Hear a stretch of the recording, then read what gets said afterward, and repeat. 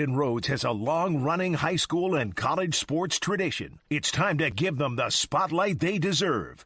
This is 757 Saturday Sports Talk. Here are Matt Hatfield and Coach Ed Young.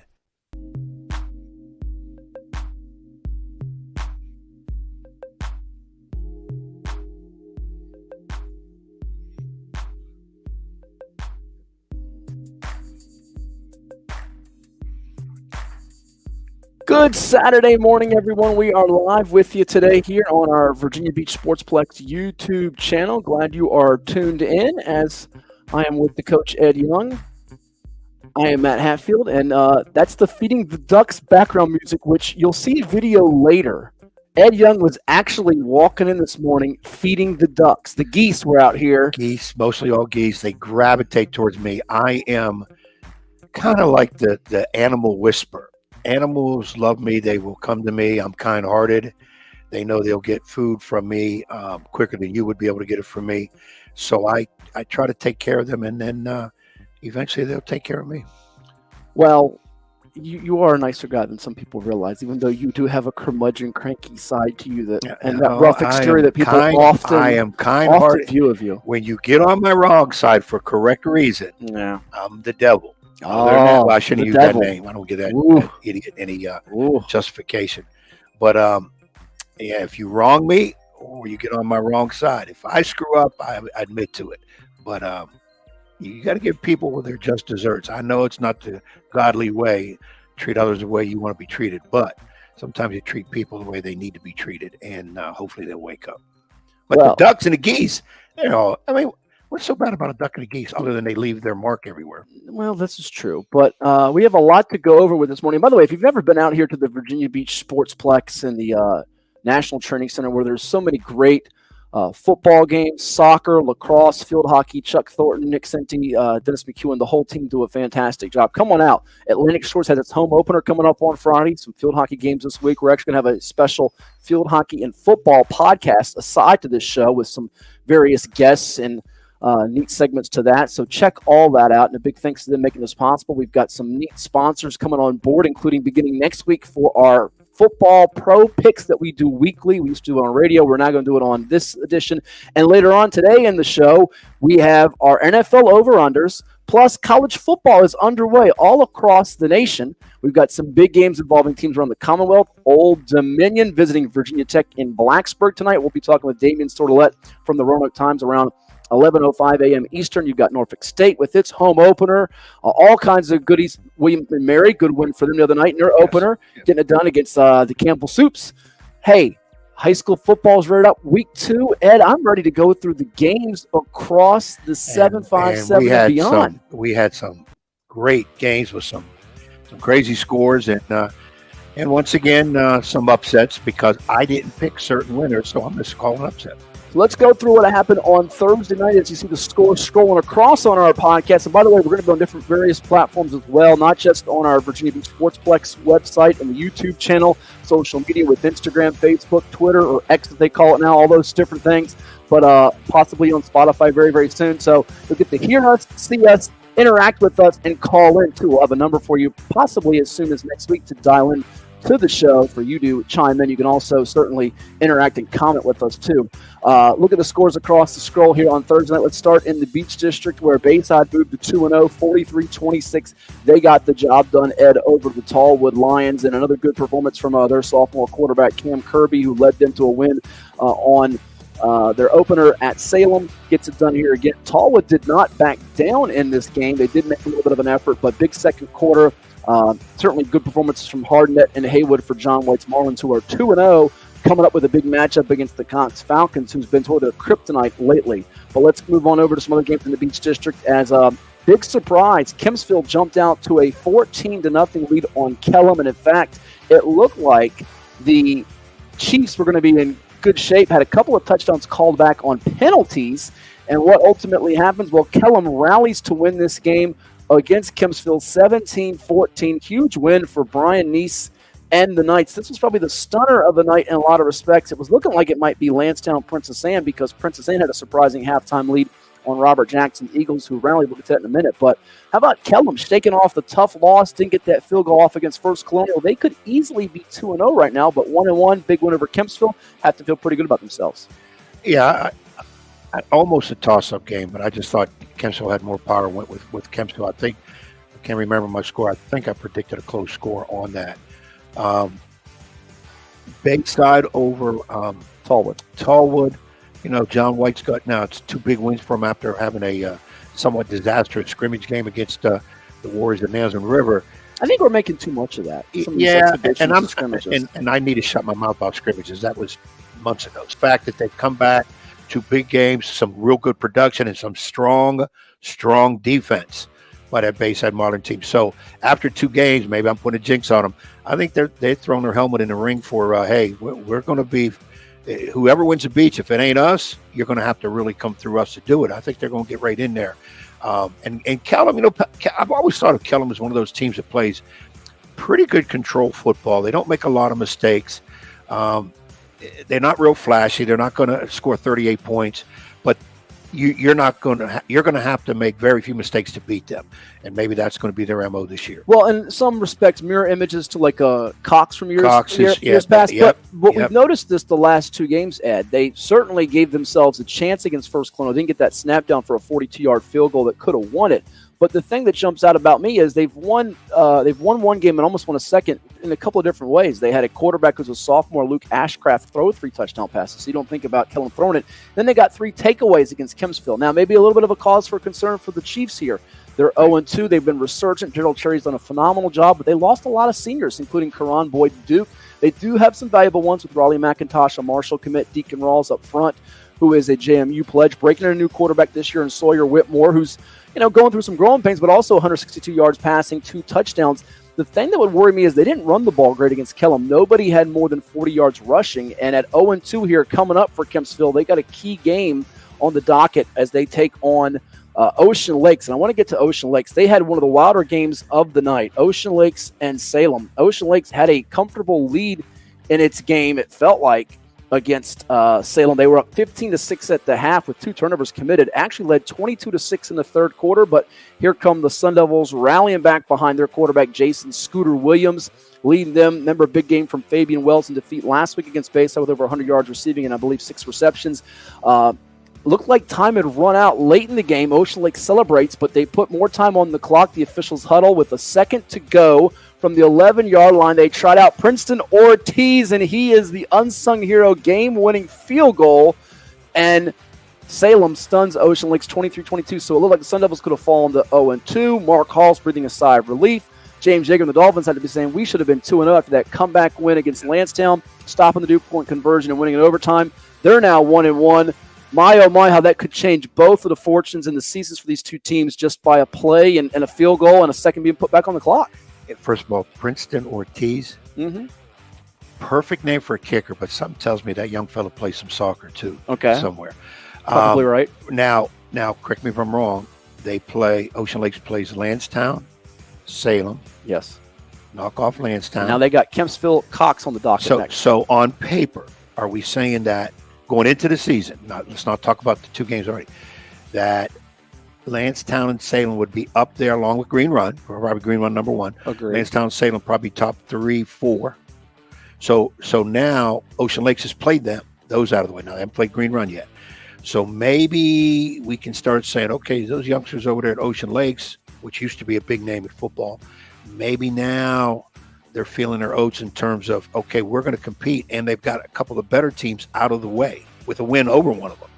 So because we said, I think pretty much even after Green Run, we did say a beach could be a little topsy-turvy with almost anybody coming in second. I think I went Salem. I think you went Salem 2 for number 2. I went Lansdowne 2 and went Salem 3. But I'm starting to regret that and wondering maybe should I have taken somebody else. Yeah. I mean, Bayside's looking like a potential second place team. And we didn't put Bayside in the top 4. But look, they could certainly go out next week and lose to Cox, or the week after that lose to Lansdowne. I feel like 2 through 10 is a fluid situation. That's what I'm saying. It's not. etched in stone, other than I think Green Run. Well, that's where we're going because they've now won, I think, 24, 25, maybe 26 games in a row. And I made a prediction beginning of this last week. They will not go undefeated. Crazy man over here. He made that. Undefeated. That's what he said, Stallion Nation, Brandon Williams. And I'm going to say right now. That was him, not Hatfield. And I think what's happened in these 2 weeks, I'm right.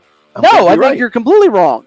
Why would you be right? Because Green Run is coming off a they're rolling people. They're rolling people. I'm just telling you. 51-17 of Cox. The Falcons did get a couple of touchdowns in late second quarter, early third quarter. But Kassan Farrar, listen to his stat line, sir, before you chime in on everything that you think you know or believe will happen, because you are the soothsayer and fortune teller. I am the fortune. Well, Edward V. as in Victory Young. I don't know if he's going to add to those 502 this year. We'll see. But Kassan Farrar, 19 of 25, 288 yards passing, 3 touchdowns, no intercepts, also runs for a score. Keelan Brody Adams, the Virginia Tech commit, with 8 grabs for 119 yards and a tutty. You know what a tutty is, right? It's a touchdown. Kids call it a tutty now. I thought it was something like a teddy. That's like teddy bear. Yeah, not a teddy, a tutty. Some stuffed animal. Who's stopping this Green Run offense in the Beach District? We know come state playoff time, Maury Commodores could be there December, 3rd year in a row, possibly. They're hoping it's 3rd time's a charm. That's way off in the distance. We're in September now. But this offense is lethal, and it looks like they're starting to establish the running game, which might have been a question mark. Their running back in Damari Palmer transfers to Maury in the offseason, late in the offseason. Now you got a couple of new faces. They got a bowling ball freshman who's pretty darn good behind a veteran player to run the ball. That bowling ball freshman, Terrence Ely, Karan Reeves-Janes, the other ball carrier. And they still churn out 226 yards on the ground. So if you think they're just a one-trick pony throwing the ball, not so fast, my friend. Oh, he's on game day right now, college game day. Lee Corso. Not going to get the pin out. Not so fast, my friend. They're pretty darn good still. Yeah, I think they do. They have a lot of weapons. I get all that. But I'm just saying, in the Beach District, it's hard to maintain excellent play in any sport. I mean, you're really on every game. Because, again, I always keep going back and saying this. You're dealing with 15, 16, 17-year-old minds, 18-year-old minds. And you're playing against those same ones. So it kind of thing can happen. That's why it's so important to pay attention to detail, structure, self-discipline. When you're out there, do what the coaches want you to do, the best of your abilities. And you got to do it all together. You just can't have somebody out there on their own. So, but I'm going to say it again. And I'm not trying to upset Stallion Nation or the Corral of the Stallion. They will not go undefeated. Okay. Let's move to some other games across the 7-5-7 and beyond from Thursday night. I think we covered all the Beach, did we not? Well, if I didn't, let's just give you a quick little mini recap, if you will. I think I did hit on all of them, or certainly most of them. You had, obviously, as I mentioned, Green Run over Cox 51-17, Salem over Ocean Lakes 23-22, Bayside a winner 43-26 over Tallwood, Kellum 17-14 over Kempsville. Oh, I didn't mention Lansdowne doubling up Princess Anne 28-14. Xavier Cleveland from the basketball floor, a 38-yard touchdown catch from quarterback Zach Morello, and Isaiah Lovegren with 3 touchdown runs. I do think Robert Jackson's Eagles will get better. They let one get away, and they're going to be heard from in this district because they have an experienced offensive line, brought back all the starters. They'll play defense, they'll run the ball.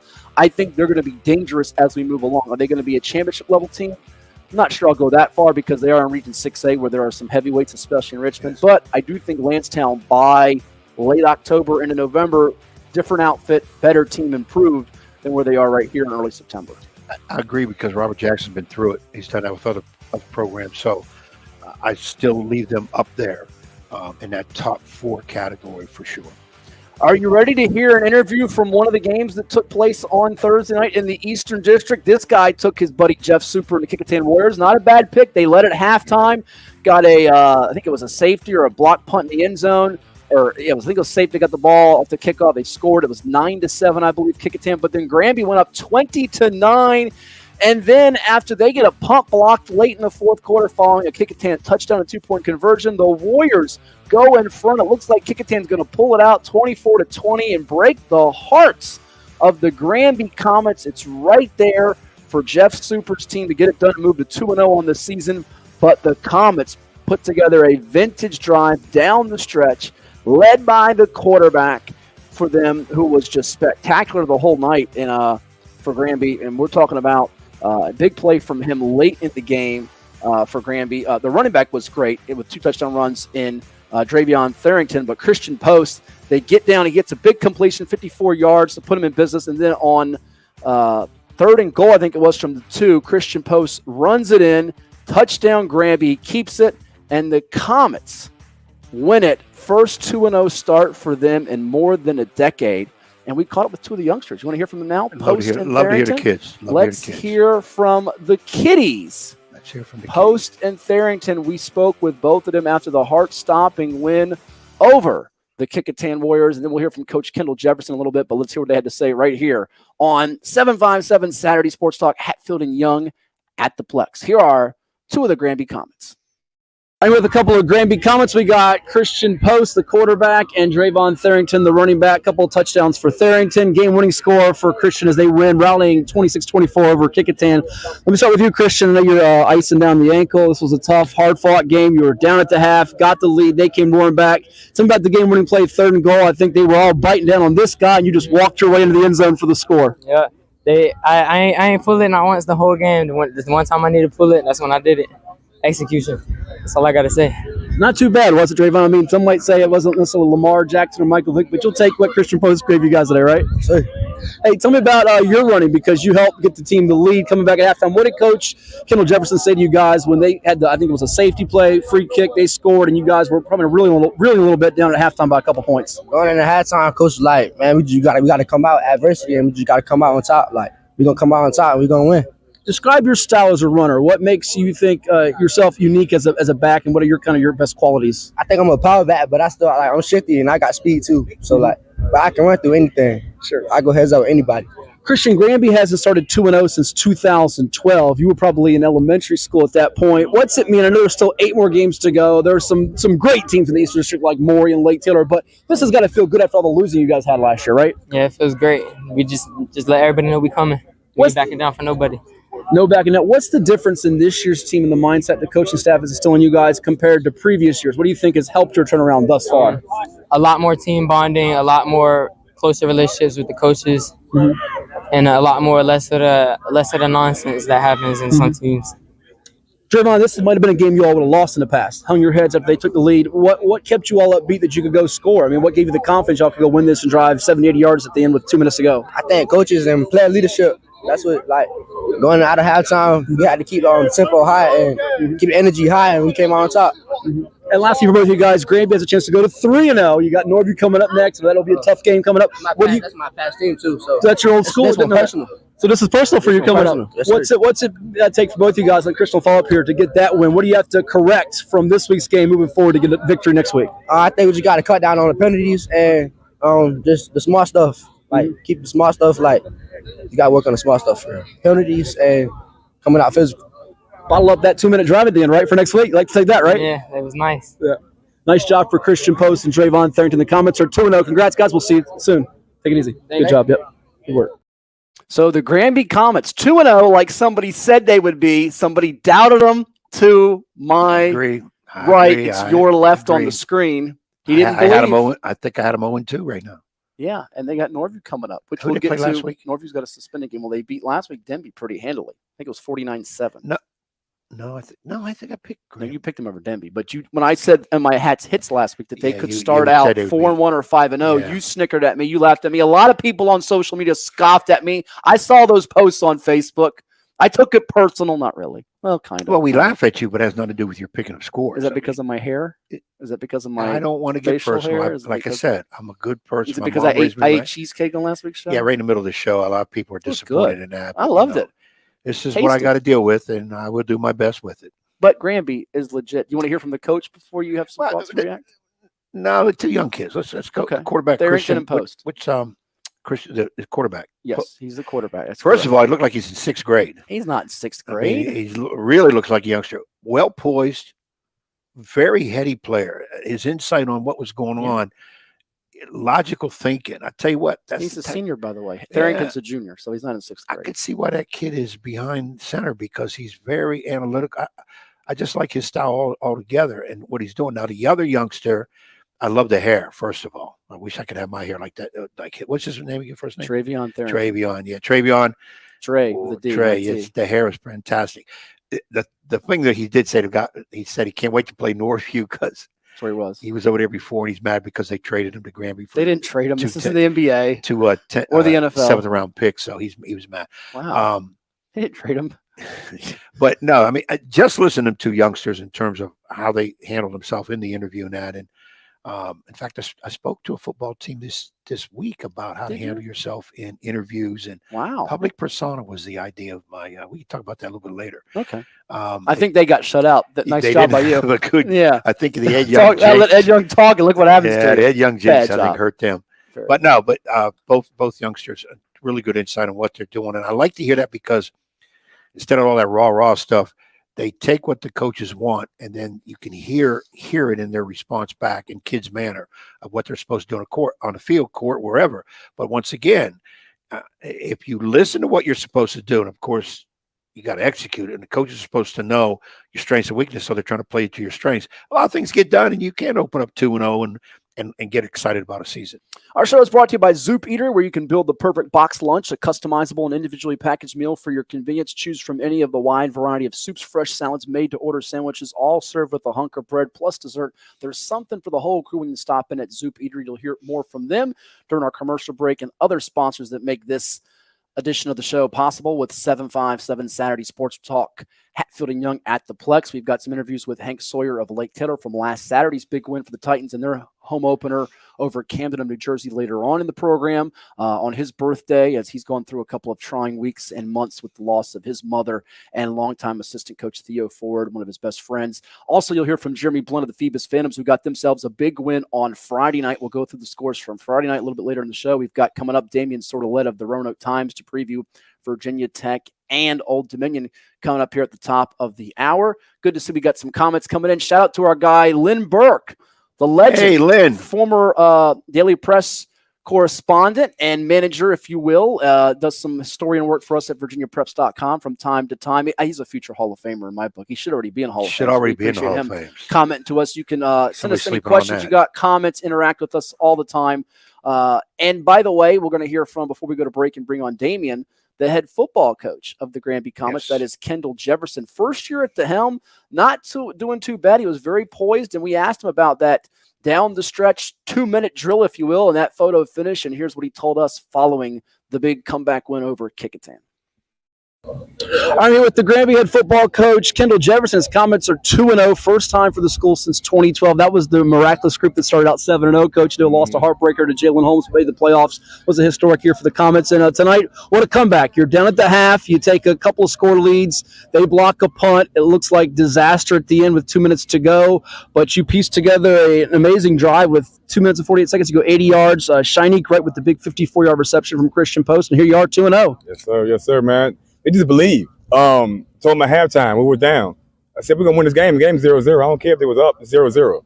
We do what we do, and we believe in each other. We're going to come out on top, and that's what we did. Quarterback stepped up, made some great plays. Yeah, Christian Post, your quarterback, Drevyon Tharrington, a couple of touchdown runs. Speak on what those two brought, because I asked them this. I said, this is a game that maybe in the past Granby would have lost, but they feel like they have the ultimate trust and belief in you all as a coaching staff. So, I mean, what have those two guys brought your team? And Dre, they just brought leadership, hard work, and grit. I mean, they're great players, but to have great players that believe in you as a coach, that's going to go and run through a brick wall for you, all those type of things. That's the type of kids we have. Mm-hmm. I love them. Mm-hmm. What do you think the identity of this football team is or becoming? Because it feels like last week you had a big explosive showing against Denby. Tonight I had to grind it out a little bit more, but you have some versatility, do you not? Yes, we do. I feel like we're pretty balanced. For us to have the injuries we had today, the significant players, we lost our starting center today. He was gone for the second half. So for guys to step up after we're losing guys, I mean, I feel like we're one of the most balanced teams around here. And that probably contributed to some of the snaps being off, some of the penalties. Another was a big 3rd and 5 defensively. They extended a drive for them when you're up a couple scores, but in the block punt as well. Tell me about Iman Cuffey, because he's another youngster for you that makes a lot of plays, both sides of the ball. I hear your staff on the sideline calling his name out a lot. He's a pretty dynamic guy, isn't he? Yes, he is. I chose not to start him both ways because I feel like he can benefit us in more in the pass, especially when he's a receiver. He steps in and he played his role. I love him to death because he's been starting both ways since he's been in high school. So him to take the role that he took when he got here and understood it and embraced it, I love it. Coaches always say, new coaches, and this is your first head coaching job here in the city of Norfolk, Eastern District, about changing the culture. what goes into that when you try to change the culture and get a team to where they believe they can win and can pull out games like this where it looks like it's lost at the end? Mm-hmm. It's pride. It started when I got told when I first got here. It was just once you bring the pride back, then other stuff start to fall in. Mm-hmm. Pride, they grind, they work hard. We've been in the weight room since January, so all that type of stuff. Like you see, like the 6-minute drive we had, run the ball and all that stuff. A battle of attrition. Hey, and in the game, it's 3rd and goal. I think they're biting down on Tharrington. Christian keeps it. Tell me about that play to have him keep it there and just walk his way into the end zone. Were your heart racing pretty fast there? Man, I swear, literally when it was 2:48 I was smiling because I had a feeling we was going to do something. We was going to pull this out. And when he was down here, we kept telling him all game, just pull it, just pull it, just pull it. They're crashing. He didn't pull it the whole game. And we finally got down and he pulled it. I said, man, you know what? He listened. It was great. I mean, well, you're making me look smart because on one of my hits last week, I said Granby's got a chance to start out maybe 4-1, 5-0. The schedule's conducive. You got this, momentum rolling. Now you got Norview coming up, another tricky game in the Eastern District. Tell me what it's going to take and the things you have to correct moving forward to keep this win streak moving forward. We just cleaned up a little special teams, clean up the penalties. We had with a little bit too many penalties. That's one of the things that we got to get better at anyway is penalties. Special teams, clean those things up, and just continue to execute. I feel like we long if we continue with the game plan, continue doing what we do, and we dictate the game. We know we got to focus on their schemes and stuff, but our job is to dictate what they do. Mm-hmm. I feel like we've been doing that. They'll make them adjust to you as opposed to adjusting them. Well, 2 games in the books for Kendal Jefferson. The winning percentage is spotless. Thrilling comeback tonight. Thank you so much. All the best. Congrats on the win. I appreciate you. Thank you. Thank you so much. Good job. So that was Kendal Jefferson, the Granby Comets, a winner over Kickintan 26-24. Are you ready to get on the bandwagon, Ed? They got it done in a great style. That 70, 80-yard drive pieced together in 2-3 minutes there, and Norview's coming up. So are they a team that could sneak their way into the postseason? Can they sneak their way in? The Norview game's going to be interesting. After not winning the last 3 years, by the way. Yeah, that's going to be interesting. Get big rival, another Norfolk school, got some good athletes too. That might be the game that kind of turns them heading straight north if they could take that. But again, when you listen to Kendal, very reserved type guy, very quiet. I like the hat, by the way, Kendal. The hat is good touch. A lot of football dudes be wearing the I think they called those the Desert Storm hats from back. Desert Storm? Yeah, when they was in the Desert Storm, a military, they wore them hats a lot before, but I've seen them do. Basketball coaches, we don't wear hats of that nature because I'd throw it on a court at some point, either based on how we're playing defense or maybe one young official doesn't quite know the rules. But that's another story. Again, he mentioned about execution, mentioned about staying focused. And it's, again, which is what we always say as coaches, if the kids just do what we ask, a lot more gets done in a positive manner than negative. It's as simple as that. Now, we can come up with great game plans, and our opponents have something to say about it. And that's why it's a back and forth game. And those coaches that can make quick decisions in game time usually going to win a lot more ball games, because you can have a great plan and all of a sudden the other team just doesn't do what you thought they were going to do. You're screwed. And football is so based on game planning. You see the guys sitting there with their charts on the sideline looking at it. You got your coordinators upstairs. It's a little different animal than my sport, basketball. We don't have that all over the place.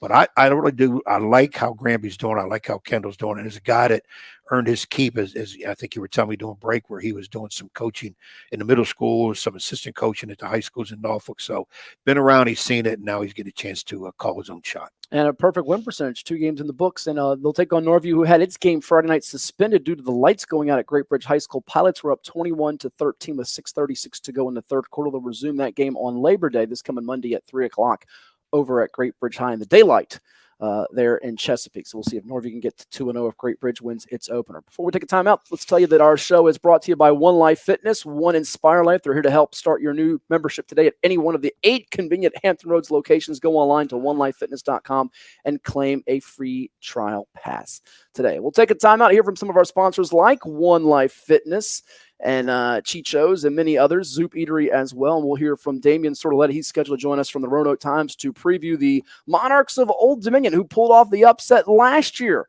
on a Friday night in Norfolk over Virginia Tech. Remember a few years ago when Bobby Wilder was there, they stunned the Hokies. First one was a major stunner. 3 touchdown, multi-score underdog in that game. I think it was 4-touchdown underdog.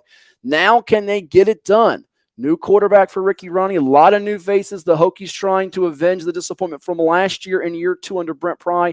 Damien will help us handicap that game on a busy college football weekend. All kinds of great games with LSU, Florida State, Deion Sanders' debut, at Colorado as they take on TCU and so many more. Not a big game for Notre Dame. They take on like Tennessee State. They should be an easy 2-0. But it looked good last week. It looked good. What I tell you, I was wrong because I said only 3 touchdowns, but they win by 12. They won by 12 touchdowns, something like that. 12, but they covered the spread. They handled things. And my Irish going to do it well until they lose in the middle of the season. They'll lose to some team they shouldn't, and then here we go again. Let's take a time out. Here's One Life Fitness.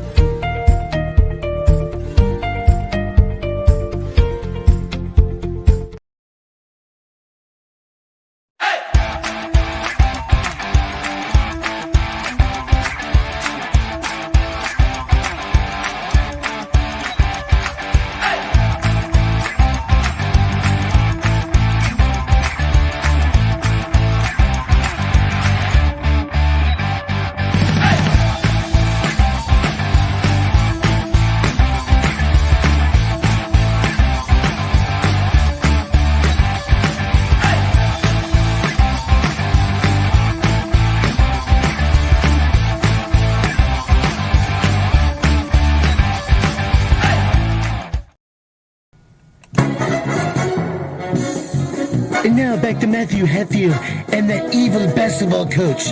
Blast you, Ed Young!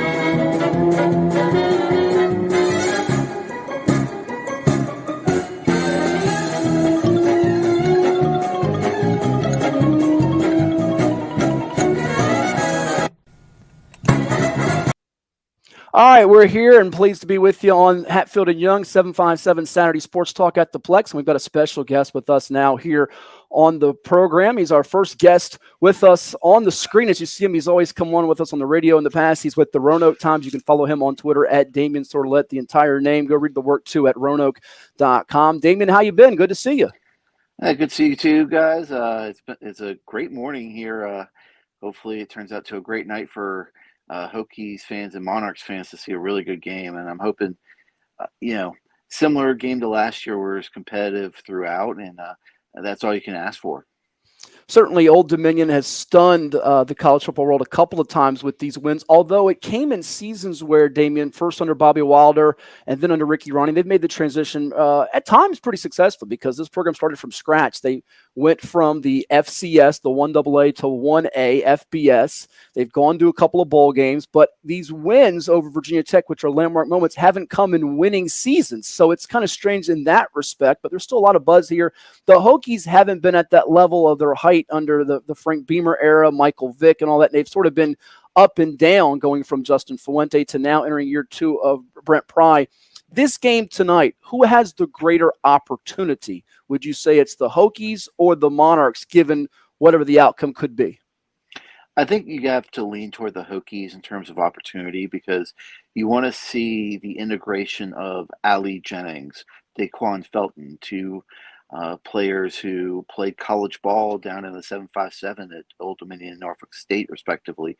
You want to see Jalen Lane at wide receiver. You want to see what Bashal Tootin can do at running back, and it looks like he's going to get the start after having 1,300 yards last year at North Carolina A&T. So you have an opportunity to see if this retooled offense with an offensive scheme that's been scaled down a bit in Tyler Bowen's second year to be hopefully more friendly for the players, more friendly for the offensive line, to be able to establish an identity, establish a tempo that would suit this team. And I think that that's where you want to see an opportunity for Virginia Tech, because the offense was lacking at times a lot last year, and being able to establish identity and create scoring opportunities is something that for this offense you need to see.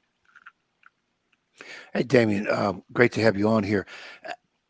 Assess, I always say in football, the line play. Line play is big. I've got a small feeling, with my lack of total knowledge of both these ball clubs in terms of going in depth, that Tech has a little bit more of an advantage on the line, and therefore on the offensive line. And therefore, I also think Tech in the back of their minds, I don't know how much the coach talked about it, those past losses, which have nothing to do with tonight, that this is prime time, Friday night opener. We got to come out big. And to do that, I think you've got to blast those holes on that line. You got to give quarterback time to throw. So in your mind, assessing the line, does that put a big advantage for Virginia Tech, or is that going to be, well, we just got to see what happens because there's guys in different positions, new scheme, all that? Well, Coach, the offensive line is actually the one position group that I have the most concern about for Virginia Tech. You're going to have 3 first-time FBS starters tonight, Xavier Chaplin and Braylon Moore at left tackle and guard, respectively. Bob Schick will be making his first start at right guard. That's a bit of concern for me, because behind that depth is where you get some question marks. Brody Meadows, a redshirt freshman from Graham High School, seems to be the 6th guy, but he doesn't have a lot of experience. And, Xavier Chaplin, I think, only has all of 27 snaps under his belt, and those were played against Liberty last year. Braylon Moore's didn't get too many snaps in his appearances last season. So that's where I have the question marks, is can Virginia Tech's offensive line, which we've just mentioned is very young, can they establish themselves? And that's one area that I'm really looking at, because you have to see, can they establish themselves against the ODU defensive line, which, you had some guys step up last year as redshirt freshmen and do really well. And can they build on that? And do they have the ability to get into the backfield and get after Grant Wells like they did last year and force him into 4 interceptions? So that's the area that I'm concerned about. And like you mentioned, can Virginia Tech establish the run game? And I think that's going to be a priority, because if you can get those guys confidence, especially in their first starts, and prevent them from having to go into pass pro quite a bit, I think that could help out. Now let's flip it. Let's say, okay, Old Dominion has the ball. Can you assess, and I know you can definitely assess their defensive line for the Hokies. Are they going to be able to bring a lot of pressure to that Old Dominion line and, again, disrupt what they want to do, bat down a few balls, maybe get a corner pick, assess going the other way now? Yeah, there's a player, Antoine Powell-Ryland, who people from the 757 know very well, who he has brought a dynamic to the Virginia Tech pass rush that they didn't have last year. Explosiveness off the line, quick twitch, the ability to win one-on-one battles. That's something that Tech didn't have all of last year. And he's going to start, and I think he's going to be a force of nature on third down. And that's something that Tech hasn't had last year, and that's something that could be a problem for Old Dominion. Another player is Feldarius Payne, transfer from Nebraska, who missed all of last season with an Achilles injury. He played DN and outside linebacker at Nebraska, and they've moved him inside. And what that does is you add a guy with quick twitch, an ability to win one-on-one battles, and you put him inside, and that just creates a whole nother set of problems. So even though he's 4th or 5th right now in the defensive tackle rotation, it wouldn't be surprised to see him in there on some third down situations. And then Keyshawn Burgos from Richmond, he's been shining opposite of APR. And I think Tech's in a better position in terms of pass rush. And I think from an overall depth perspective, they're in a better position in terms of being able to go and stop the run. And Old Dominion is needing to find that lead runner after Blake Watson transferred to Memphis. So it'll be interesting to see, does ODU rely on that up-tempo passing style that Kevin Decker brought from Fordham, or do they try to get some running game going in? Do we see some new faces in that backfield get going for ODU. Hey, I got a real quick point, but I'll let Matt keep it going. You mentioned Philly Payne. You coached him, Darius, I coached him in basketball in yeah. high school. Tremendous young man. We used to call him in terms of bringing the pain, more on the football field than he did basketball, but a tremendous worker. He came in and spoke to our kids this summer in basketball, and he's real low key and just told the kids about having fun, get your grades, just typical for Darius. So I'm hoping for a big game for him tonight. Yeah, and he has a chance to have a big game. In the brief practice periods we've been able to see throughout camp, he has something different about what he can do from there in the tackle position. Josh Fuga and Norrell Pollard will get the start, and they've both been playing really well. But I think, and especially third down situations, Darius has an opportunity to really shine there in the middle.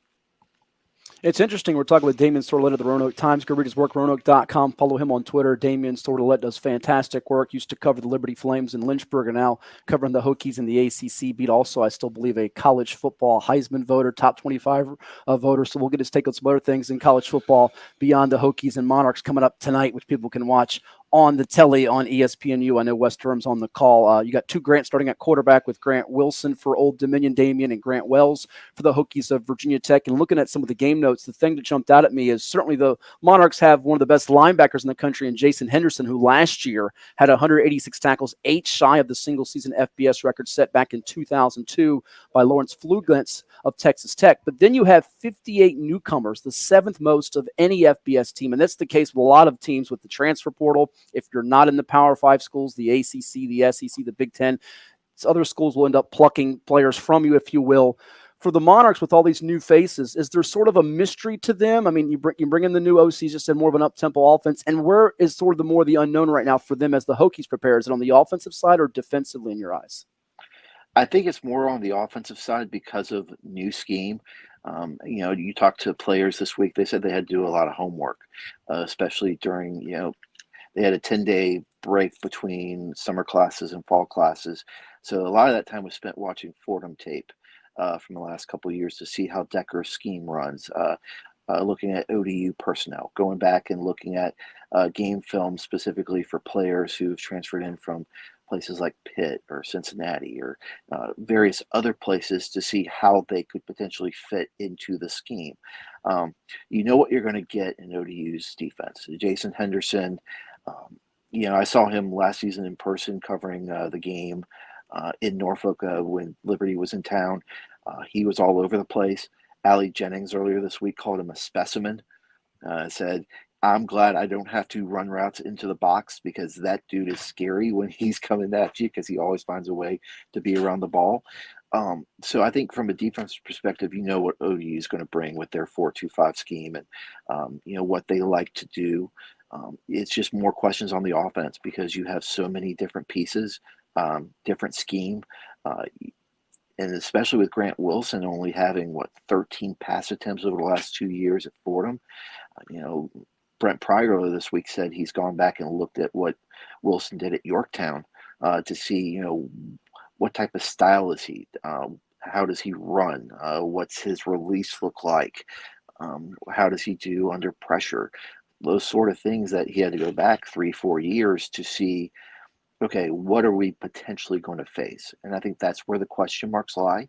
And I go back to something Jennings said this week. It's going to be a chess match because there are so many unknowns on both offenses, especially with all the new faces for Virginia Tech and everything basically completely new for ODU. And that's something that is going to be key in terms of in terms of both defenses figuring out what you need to do, what adjustments you need to make, and who can make the adjustments the best.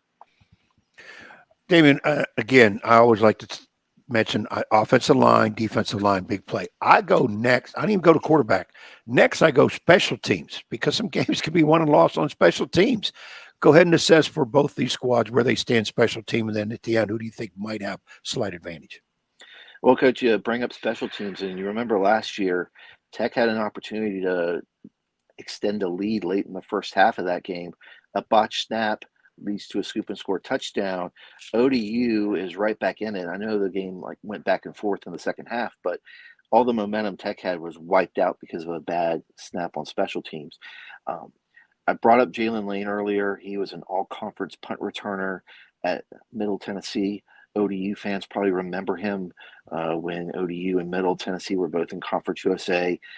He is a dynamic option, especially at punt return. You look at Bashal Tootin as a kick returner. They've upgraded the return room, and that's something that could be, big in terms of field advantage and being able to flip fields in this game. And I think ODU's got the more experienced kicker, and that should help, especially in pressure situations. So I think from a special teams standpoint, you're looking at a push because you have different dynamics that are in play here. And I think from that perspective, honestly, I think if it comes down to a big kick, I think you feel good with ODU. But we'll see how the game plays out tonight. Again, like I said, special teams can determine this, and I think you might have a play like that, whether it's beamer ball on the Hokie side or whether ODU is able to find a crease and take one back to the house.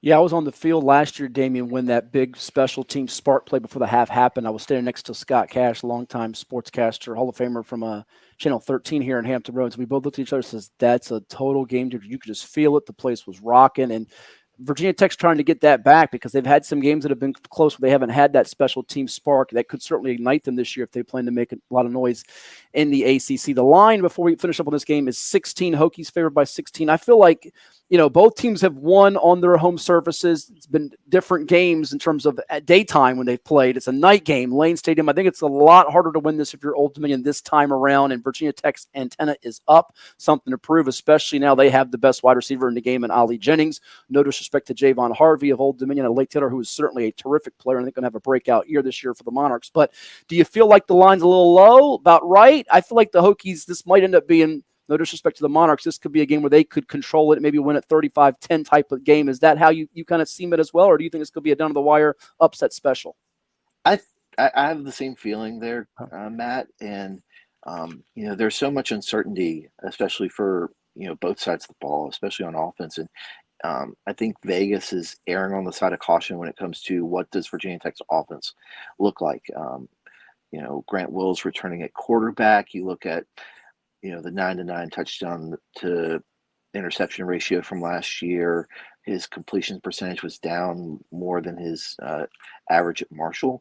So I think there's a lot of unknowns until you see what happens in a game. So I think it's low on purpose, but I have a feeling if Virginia Tech comes out, establishes itself on offense in the first few drives, scores touchdowns, the defense gets a couple 3-and-outs, I think that can really shift the tide.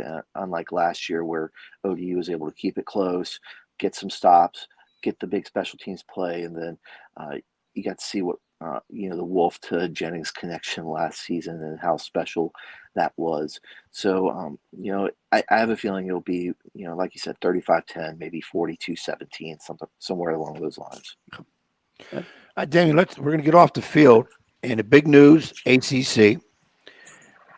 3 more additions looks like they're coming in. 2 I was not surprised, and the SMU surprised me. Now, I'm a traditionalist. I'm a geographic guy. I like the old conferences, but what we see going on in college football has nothing to do with any of that in terms of tradition, whatever. You've got West Coast, East Coast, all over the coast, and there's a bigger thing going. I personally, before I get your opinion, do think sooner than later, conference is not going to really mean anything. You're going to have your mega super group. I do believe eventually in some manner they're going to break away from the NCAA. I don't mean as an outlaw group, but they don't need your Middle Tennessees, your South Alabamas for the most part. But ACC put their fire in the yarn, and they got Stanford, they got Cal, but the big one was SMU. Give me your thoughts on that, and then go ahead and expand on what's happening all over the nation with all these moving. Yeah, it was a move that needed to be done for the ACC because if you look at what the Pac-12 has just gone through this summer and being a league that was around for more than a century and essentially being gone, it's because the Pac-12 stood pat and didn't change to the times, because we're seeing these nationwide coast-to-coast conferences now, first starting with the Big Ten with when you get UCLA and USC. I mean, sadly, the SEC is still within its footprint, even though it expanded to Texas and Oklahoma. Those are still, I guess, quasi Southeast or Midwest, if you want to say. But the ACC had to do something, because if you get to a point where FSU, Clemson, anyone else decides to leave, you're risking the chance other teams are going to leave, and then you're in the same boat as the Pac-12, and you're going to cease to exist. And I'm a traditionalist as well. I always felt you should have the ACC, the Big 8, the Pac-8, the Big 10, the Southwest Conference. That would be ideal. And I mean, you look at the group of fives, and the Sun Belt is, from a geographical standpoint, it works. The American and the Conference USA are in the same footprint as well, but for some reason, no one has got together and say, hey, why don't we take these schools on the East Coast, put them in one league, Midwest, Texas, Oklahoma, Kansas, put them in one league, and then everyone in the middle in a league, and make it easier. I think that we're going to get to the point, and Coach, I want to get to your broader perspective of, yes, you're going to see college football break away, and I think that's going to happen when you get a college football commissioner who comes in and says, okay, I can run this, and it doesn't need to be under the NCAA, because if you look at it, the college football playoff is not run by the NCAA. It's run by the College Football Playoff Committee. It's run by the commissioners from the 10 leagues plus Notre Dame. So the NCAA already does not have oversight over those. So it would be easy to hire a quote-unquote commissioner, which means you would take some power away from the university presidents, the commissioners, and even from Notre Dame, and say, we're going to cede this power to them. They're going to run it, and then basically say, all right, we're going to have X league with X number of teams and go from there. And then I don't want to see it go back to where it was Division 1A, Division 1 AA, and really there's, then create fewer opportunities for those 1 AA teams to play the bigger teams.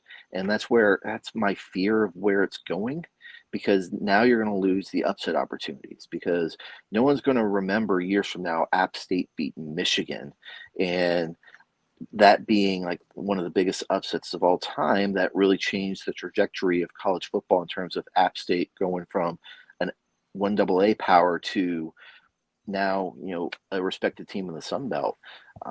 I hope we don't lose that, but Coach, I see that going in that direction, and I hope there's a commissioner who comes in and says, we can still do this with all these FBS teams, I think 133 right now, and at least having, you have your super leagues right now, there's 4 of them, and then you make sure the other ones don't get too far left behind. My last thing on this about all the moving around, Damien, let's put football aside. Football's easy. It's 1 game a week. Where I think the craziness is what makes me believe they are going to break away. What about all those other sports, especially your so-called non-revenue sports, tennis, soccer, Olympic sports? Yeah, they're going to have to go all over the place for all these type of games if they're in fact going to play everybody in a conference situation that you can do in a given year.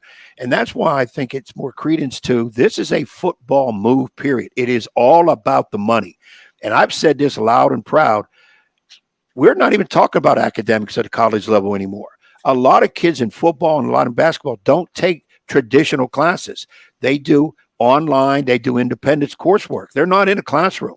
That's not true of all these other athletes. These other sports don't have budgets like football and basketball. So looking at that, and I know I don't take a lot of this time, how your assessment about that situation? Yeah, I think you would run into a lot of antitrust lawsuits if you say, okay, these television contracts apply only to football, and then you go to these leagues and say, become more regionalized. So you essentially grab your infinity gauntlet, snap your finger, and then say, all right, Pac-12, get back together for every sport other than football, so that way it's more regional. and you go back and do the same thing with everyone else. You can't really do that because the tube's out of the toothpaste, the toothpaste out of the tube, and you can't really put that back in. The ideal thing would have been, all right, create these football-only leagues where you set it up however you want, but then your other sports, you keep them more regional.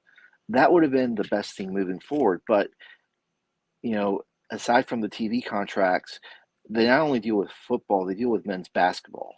And that's why you see like Fox was particularly interested in getting USC and UCLA, because now their basketball inventory is a whole lot better when you can put those two teams against Michigan State, Michigan, Ohio State, even Rutgers and Maryland from a basketball standpoint on a weekly basis, because that will drive traffic on a Saturday morning tip-off.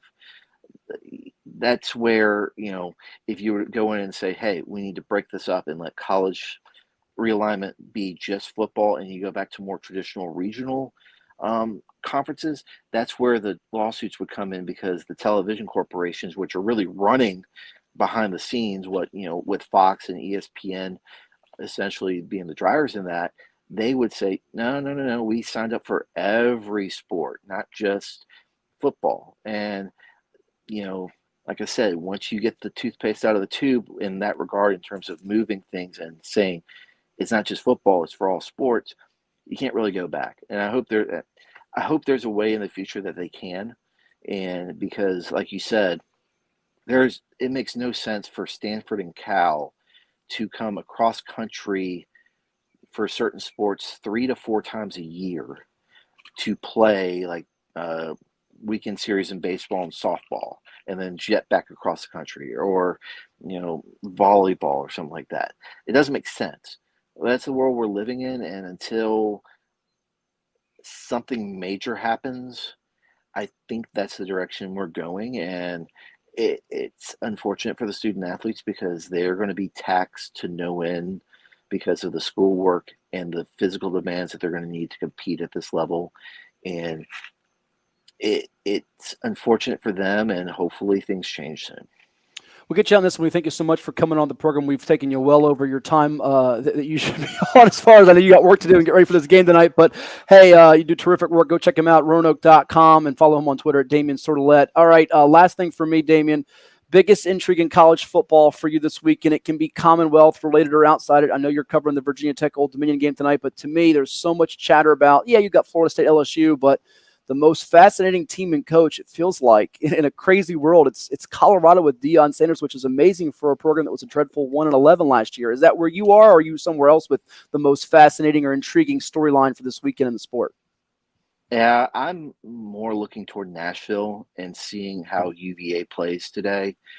First game back after last fall's shooting. I want to see how those guys come out there and honor their teammates. And I know they're up against a tough task against Joe Milton in Tennessee, but I just want to see those guys and see how well they play, because I know there's going to be heavy hearts. There's going to be emotions running wild.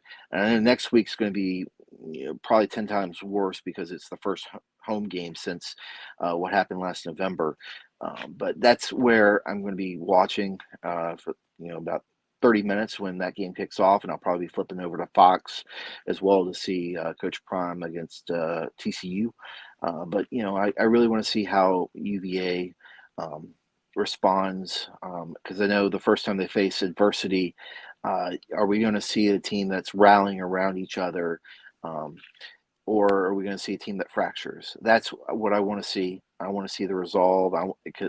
Because all I've heard this offseason is about the resolve, and Mike Hollins' incredible road back to getting on the field, and that's something that I'm going to keep an eye on, because I think for most people, the human aspect of it is just like 2007. Seeing that first game in Lane Stadium for Virginia Tech against ECU, a lot of people were watching to see how Tech would respond after what happened, the previous April. And I think there will be a lot of people who will be interested to see, how this UVA team looks, and how well they honor their teammates and how they play. Well, go check out his work again, Roanoke.com. Follow him on Twitter at Damien Sordelett. He does a terrific job. He'll have you covered tonight with the 8 o'clock kick. Hokies hosting Old Dominion Monarchs, trying to pull off another stunner as a double-digit pup, while Virginia Tech has other ideas trying to start off year 2 under Brent Pry at 1-0. Always a pleasure. Thank you so much for coming on. You're our first live guest on this podcast in our 3rd or 4th episode here. So either you'll go down in history or just be a footnote in history if this flops terribly. So enjoy the football weekend, and we'll catch up with you soon. Appreciate it, Matt. Thank you, Coach. Thanks, Damien. Damien Sordelett with us here, so kind of give us so much time today as we talk about the Hokies and the Monarchs tonight. He made a lot of great points. I mean, I think college football, you love the upsets. College basketball, you think about when you fill out your bracket, these schools that aren't the level. Smaller schools. And that's what people in Old Dominion are saying. They're giving us no chance. They're disrespecting us. We're the little guy yet again. We've beaten them twice. We're not afraid of you. We went to Charlottesville on the road. It was a daytime game. Almost beat them last year after beating Virginia Tech, and you've seen James Madison do it, Appalachian State. So many. It happens week to week to week in college football. It's maybe not as prevalent in college as it is in college basketball because you have a tournament where it's 64 teams and you see these, 16 seeds as we saw this year as Purdue gagged, and we saw a couple years ago UMBC beat Virginia. By the way, that was Fairleigh Dickinson with one of our Virginia natives, Jack Castleberry, on the bench as an assistant, now the head man for FDU. But made some great points there, and we'll come back with some more. We've got college football today, all kinds of action throughout the weekend. NFL over-unders coming up in a bit, but we've got some more Friday night scores to tell you about, and a massive, and I do mean gargantuan, matchup in the high school football next Friday. It's the game of the year, the century, the millennium. Wait a minute, I thought Phoebus and Oscar Smith was a game of the year. And we'll get to that. We'll recap that. You can interact with us, comment to us, tweet us at 757 Sports Talk. It's all up there for you on social, and always share, like, and subscribe on our Virginia Beach Sportsplex YouTube channel, where we have all kinds of things popping for you with football, soccer, lacrosse, field hockey, and so much more. And we may even have Ed Young do a comedy show at some point. That's coming. Don't forget that tweeting, because at some point in one of these shows, I'm going to finally get on Twitter. Oh, it's on X. You're going to get on X. I'm going. Ed Young has always liked the X's, and I'll leave it at that. I love the X's. Yeah, I don't like X's. Do your X's live in Texas? I don't think so. No. All right. Well, this show is brought to you by so many great people, including CHKD Sports Medicine. The multidisciplinary team at CHKD is dedicated to the comprehensive treatment of illness and injury in pediatric and college athletes. We thank CHKD Sports Medicine for its support, making all this possible. And we'll hear from them and a couple others before we come back and go through some more high school football action with you right here from the Plex. At CHKD, sports medicine is more than just treating injuries. It's a whole team approach to caring for young athletes. With experienced physicians, surgeons, trainers, and rehab specialists here when kids and teens need them most. Our experts help young athletes prevent injuries too, with advanced training and conditioning programs that keep them in the game safely. CHKD Sports Medicine, where kids are more than patients and we're more than a hospital.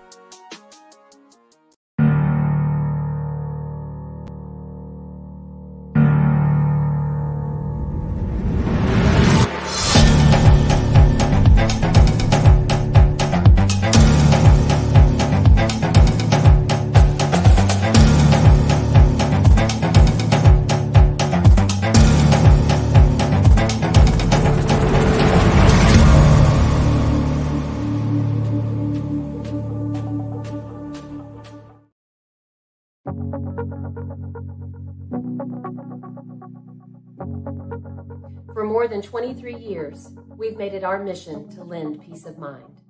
Even when times aren't very peaceful. We know that every borrower is unique.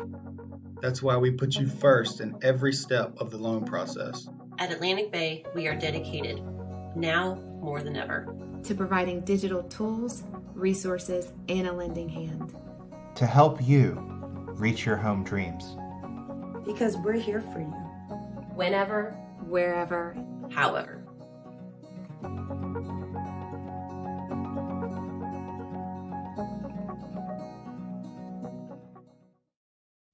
Well, it's everybody's favorite time of year again. Time to prepare to make your annual donation to that infernal revenue service. And if you're like me, you need help. Help to keep that donation as small as possible. So get off your W-2 and call John Maynard at John's Tax Service. 455-6763.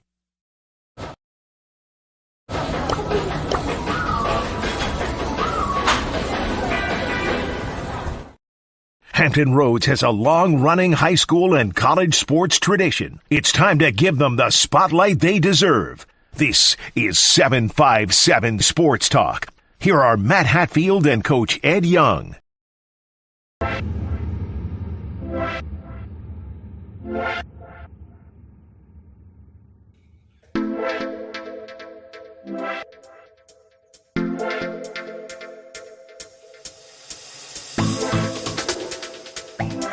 Got that dance fever, don't you, Ed? Come on. Break and move. This is what you do on that place you go to on Friday nights down the street from my house, which I can't say because they don't sponsor the show. But if they do, I will eventually. That's on some Saturday nights. Last night I was at the big concert at Old Dominion, as a matter of fact. You were at a concert? Big time concert, man. Oh. I think I'm going to be Did out. my man, Mr. Timmons, take care of you? I heard he did. Took care of me. Right, Jimbo took care of me. I think I'm on Instagram. I walked through the crowd to go get a drink, and I had got stopped by 3 different female groups to be in their video. I don't know who these girls were, whatever, but it was some great music, and I'm just telling you, I'll just leave it at that. But you stopped by to get a drink from one of our sponsors, which is Pepsi. Yeah, exactly. That's what I like. I got Pepsi was a Zero Pepsi Sugar in my hand, and he always loves Pepsi. He does, and I need the zero sugar because at my age, soda's not really good for you. But in all truthfulness, it's Pepsi, and I'll drink Mountain Dew once in a while in there too. That is my drink of choice. Okay. Not a Coke. Hey! Don't say the same. I'm not the other person. And then, of course... Well, I like to drink because I don't drink as much sugar since my diet. I dropped 80 pounds a couple years ago. And I can get to that diet next, too. Yeah, you keep saying that. You keep putting it off. I'm getting there because I picked up half of your 80. Well, anyways, we also want to thank, and what I drink a lot of is Gatorade Zero. Gatorade, make sure you can stay hydrated with Gatorade. They do it for all the athletes out here at the PLEX, the field hockey, the soccer, the football. Stay hydrated with Gatorade. It's good stuff. Gatorade's the original. Everybody else was the imitator. So just keep that in mind when you start looking for those. Often imitated, never duplicated, like Hat's Hits. We got that coming up in a little bit. Right. Now, we can duplicate Hat's Hits, but I'm just saying, Gatorade, you can. All right. Well, we have some more high school football to go through. We didn't get to Friday night scores. I think we covered all of Thursdays. And if we didn't, make sure you go to virginiapreps.com. We have all kinds of scores for you up there. And we'll get to some more scores as we got some Friday night games. I mentioned about that great Bridge Norby game being suspended for Friday, but there was a massive game over there. Before you get to the massive game, people on the, we can take some comments. We got one we're going to get to in a minute. So bring those on. And if you got ideas, some things you want to see. We're doing a lot of high school stuff right now because it's just our thing. But I got asked 3 times this week about, hey, once upon a time, you guys did a lot of like college and pro. That's coming. That's with Damien Sordelett was terrific. Yeah, all that's coming. But we'd like to see the comments. Tell us what you want to see. Give us, because we're going to try to make this for everybody else here too, because the possibilities here are unbelievable. So jump in on those comments. You're not going to be ignored. If we don't mention it on the air, we definitely talk about it when the show's over. We talk about it during break. I think I saw the guy that should be in the Hall of Fame was on there, if I'm not mistaken, Lynn Burke, out there listening. And Lynn, I don't know who's doing the voting, but somebody better wake up because you need to be front and center in a few different Hall of Fame. We got another comment we'll get to in a minute, so send them our way. You can also tweet us at 757 Sports Talk. We'll read any updates we got for you. We've got some games scrolling across the bottom, the ticker of upcoming games, also some scores around the 757. We'll get to that here as we return here. Ed, let's go through some Friday night games that happened in the 757 of consequence, as it was the first day of September. And you did go speak to the Norcom Greyhounds this week. I had a great opportunity. They had a sleepover at a facility in Chesapeake. I was asked to come in there and speak to the team, and they wanted me to talk about the organizers, Pastor Carl Wilkins of the Mount. Shout out to the Mount. They did a just tremendous job with these youngsters, and they let me talk. And I talked a lot about being interviewed, your public persona, and how you handle yourself. We did a fake interview with the quarterback for Norcom, Tyrell Grant. Very engaging young man. I'm going to tell you what. Hats off to the Norcom kids. Yeah. They were tremendous. They're very respectful. And here's what really got me about Norcom. When I was talking, and I move around when I talk. I'm not a sitting duck. But when I was talking to them, none of those kids had their phone out like, who is this old dude talking? We don't need to hear him. They had eyes on me. They're moving. Now, of course, I did tell them the reason I move is I'm coming at you. Normally, I have a basketball in my hand, but I didn't. I should have had a football to throw it at them, see if they got good eye-hand coordination. But they did a tremendous job. Unfortunately, the result of the game coming up after that wasn't good. But, hey, the Flowers team out of Maryland is very good. Couple D1 potentials on that defense, if I'm not mistaken. Yes. So I don't think it was Ed Young jinx. It was just, in fact, I'll predict this. I don't even know who they're playing this coming week, but it's a win. By the way, we're going to spend a little bit more time on it next week on the show, but we're here with the great folks at Hometown Sports Productions with Nick and company in a fantasy football league. I was in it last year. I couldn't draft last year. I had to do it by remote. I did draft. I wasn't there in person. This year, once again, I was planning to be there, and then they moved the Norfolk State basketball team camp, as you know, which I was covering last week with Virginia Prep. So I turned to my trusty cohort co-host sidekick to make the picks for me. Oh, you did an egregious job. Although I will shout out because of the referees who are out there to love us. I'll give my man Ronald Cross a shout out. He did say your pick of Kenny Pickett was not bad, which I was lamenting over there as you sent me the list, and I was saying some not so nice words about your selections. Were tremendous, horrible. Absolutely tremendous. You took Dallas Goedert over Darren Waller. Darren Waller will be hurt. You're mad because they have the Raiders. No, he's going to have a great year with the Giants. He's going to be hurt like second game. 14 touchdowns because we missed them. Hey, I'm not going with the fluff. I went with some intrigue. Oh, you went with a bunch of Steelers. That's what you did. Well, first of all, Steelers are a pretty good team. They're picked to finish fourth in the AFC North. Okay. No disrespect to our 7-5, 7-8 of Mike Tomlin and Denby High. Write it down. They'll definitely finish over Cleveland. Well, period. I will give you this. I don't know if they'll finish fourth because finishing first or second is going to be hard because that's going to be tough because of Baltimore and Cincinnati. But I would tell you right now, the last time Cleveland finished ahead of Pittsburgh in the standings in pro football was 1989. So you're probably right about that. 1989. Not going to happen. I was in diapers back then. And I'll tell you, if Jackson or Burrow goes down, and I pray they don't, Pittsburgh will leapfrog either one of those teams. All right, so we'll talk more about the fantasy football league and keep you posted on how we're doing week to week on it. I know the people. Great picks, people. If you need somebody to help you with your picks, no, I'm here. I'm here. That. He's going to get cut in week 2 for his selections that I did not love. We do have Aaron Rodgers though, so we're banking on we need him to have a big year. Now that was a dumb pick, but that was your pick. It was a keeper. It was my first pick last year. The Jets won't do what everybody's saying they're going to do. What are they saying they're going to do? I got people saying they're going to win the division. I think they will. I got people saying they're going to win 1 or 2 games in the playoffs. They might. I don't even know if they're going to get in the playoffs. And there's no way in God's beautiful world they're going to the Super Bowl. Is that a guarantee? $1 million guarantee. Will you get a tattoo? If they what? Go to the Super Bowl. I'll get a tattoo because that ain't happening. Jets, Jets. Jets. You get excited all you want. I'll trade in my Cardinals fandom for that. Didn't Corcoran had to get it? What was it, an earring or tattoo? He had it from Christopher Newport. Earring. Yeah, and he did do it. Yeah, he got it. And I saw him national title. That he was not happy about it. Now, he was happy winning the national championship, but he was not happy about it. By the way, his daughter has played some field hockey games over at the Sportsplex. I called it a couple years ago when she was at Warwick. I think she's now at Mitchellville. But how about that? As we all tie it back to the 7-5-7 and what's happening with Hatfield and Young at the Plex. Well, I tell you what, if she has John's tenacity, she's a pretty good player. She'd be a heck of a player. We're going to get John Corcoran on the show too, by the way. We've had him on many times with radio. He loves coming on, so we'll highlight him as we get closer to basketball season. But it is football season, and let's fire up some more. Okay. We'll go through the scores. We mentioned tough night for Norcom. Greyhounds are 1-1. They're not out of it as far as being a factor in Class 3 Region A. They fell to a very good C.H. Flowers team out of Maryland who has 6 of the top 40 players in the state of Maryland. They're a pretty big-time power. Interception for Jaden Sims on defense, though, was the plus. How about the other team from the Eastern District that went on the road to Maryland? Norcom hosted Flowers. The Maury Commodores under Coach Jeree McCain. Well, Maury was tied up at 14 at the half with Wise, and it was Wise of the Commodores to put the foot on the gas pedal and take control. They intercepted a pass with 4 minutes to go in the third quarter, got a touchdown, and the offense was humming. They've got good options on offense. Those receivers with Fred Johnson, a South Carolina commit, Devontae Floyd, a Duke commit, LeBron Bond, Josh Powell, and the Commodores defense stepped it up, locked them down 34-14 Maury, which sets up the game of the year, the game of the century, the game of the millennium.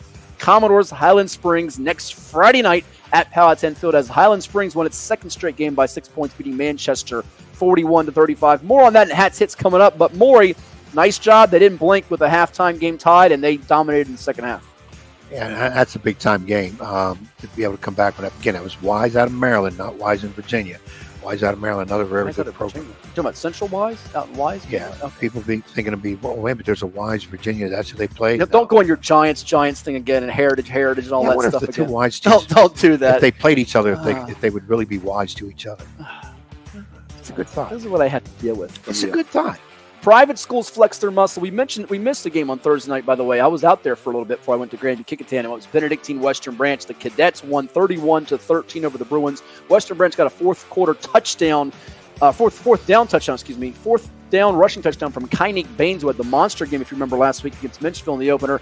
Did get a fourth quarter touchdown from Damon McDaniel Jr. How old am I? I covered his dad when he played at Lansdowne with Percy Harvin back in the 2004 state championship run, 2005.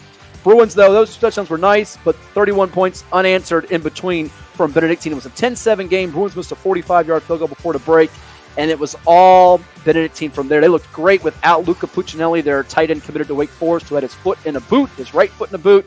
And Bruins dropped to 1-1 before a big showdown with Kings Fork next week in Suffolk. Bulldogs were idle. They're 1-0. Last couple of years, Kings Fork has won that matchup. And one thing I want to mention, we're going to get some video of this in an upcoming episode. Big shout out to Paul Sumner, the public address announcer at Western Branch. Great dude, by the way. He and everybody at Western Branch has the rest of Chesapeake and the Southeastern District jealous because they have a little light show where they have all these different color lights after a touchdown they flash. Oh, it is lovely. It is glorious, Ed. You got to see it. I know you want to steal it for basketball because when you see this video, and we're going to get it from either Paul Sumner or Mark Ragsdale or our man Mike Santamaro, somebody will get us a video of this that we'll show on the podcast because we have a lot of loyal Western Branch followers and fans out there. This is a sight to behold. It is so super cool. It was so cool in the fourth quarter with them losing. I want to stay for another 30 minutes and watch the light show. Just to watch the light show. Oh, that's awesome. Good. I like stuff like that. I have a little bit more enhancement, excitement to it, and especially it's high school kids. They do it at Tides games at Harvard Park. It's pretty cool. I like the introductions where a lot of teams will do the fog, the smoke machines, or sometimes that stuff stays so long it delays the opening of the game. Those kind of things. One of the things I've been known for is lights out introduction where you kind of have a spotlight. You've been known for a lot of things. We won't get into all that today. to introduce kids under a spotlight. The kids get excited about that. It's good to try to do something a little different, again, for the kids' sake, just to anything that makes the kids feel better about the participation and again, the fan group also. More scores around the 7-5-7. Another private school team that won was St. Christopher's. They got 5 takeaways. Jacob Zolar with a 60-yard touchdown run. And Lafayette, though they did get a touchdown run from Hoden Alexi, the quarterback, they fall to Andy Lynn's Rams 16-14 to St. Chris. So 1-1 for the Rams of Lafayette. Also in the Bay Rivers District, as we look across the BRD from Thursday and Friday night. Bruton squeaked by Nandua 27-26. Good win there for Coach Barrington Morrison's team, now 2-0 before they travel to West Point. Coming up, Jamestown fell to Essex 13-0. New Kent was blanked by Colonial Heights 40-0. That program in Class 3 getting better and better. Pocosin was idle. They're 1-0. Will host Grafton next week. Grafton was also idle at 0-1. Tab Tigers were idle. They'll travel to Jamestown next week and try to go to 2-0. Smithfield fell to Churchland 26-0 as the big offensive line did its job for the Truckers, and Dontrell Leonard's team got to 1-1, avenging that loss, or bouncing back from that loss, I should say, last week to Kings Fork. So Churchland with a very dominant performance, and really their defense was excellent. Andre Billy had a long fumble recovery that set up a touchdown run from Dontavius Booker, and that win for the Truckers. And also in the Bay Rivers, this was a surprise of the night to me, actually 2 of them. You had on Thursday, York fell to Gloucester 17-14. Tough opener for Doug Pereira's Falcons, who had won like 9 in a row in that series with Gloucester. And War Hill is 2-0. Surprising to me. I thought War Hill would be good. We have them in our Class 4 top 10 on VirginiaPreps.com. We'll flash up the top 10s that are up on the site coming up in a bit when the score ticker finishes up here from Friday night's results. But War Hill goes and beats a good Matoka team, Class 5, with multiple Power 5 offer kids on the team. And they get York coming up. I think they're going to be possibly 3-0 when they play Pocosin. And it's going to set up that showdown in early October, I think, with undefeated War Hill taking on a Lafayette team that walloped them at the end of the regular season last year. But Jerome Rhodes' team is going to be a player in this Region 4A picture where everybody has Phoebus as the hands-down favorite. Understandably so, rightfully so. Yeah. War Hill looks like they're going to be a contender at least to maybe advance in the playoffs, and they could be the team that plays Phoebus in the region final. Could be. It's going to be interesting when they play Lafayette. That'll be the big one, not only up there in the Battle of Williamsburg, but just Bay Rivers Jefferson in itself. I did want to say real quick, you mentioned Pocosin. Hats off to Pocosin. They made a tremendous big-time hire move, and they hired Mike Whittington, former athletic director at Churchland. We got to get him on the show. Yeah, we got to get Mike on. How he lasted this long without being AD after, and I'm going to say it, the fiasco at Churchland, which he had nothing to do with, and for him not to have a job real quick, Pecoshin, you just made an absolute grand slam, game over, walk-off hire. And Mike, congratulations to you. I know you're gonna lift that program even more than what it is. But War Hill and then Lafayette losing, because they lost a really good program too. It ain't just some fly-by-night program. 2 more picks that I got wrong. And York, I lost on that. I'm always behind that blue smoke, but they got smoked this time.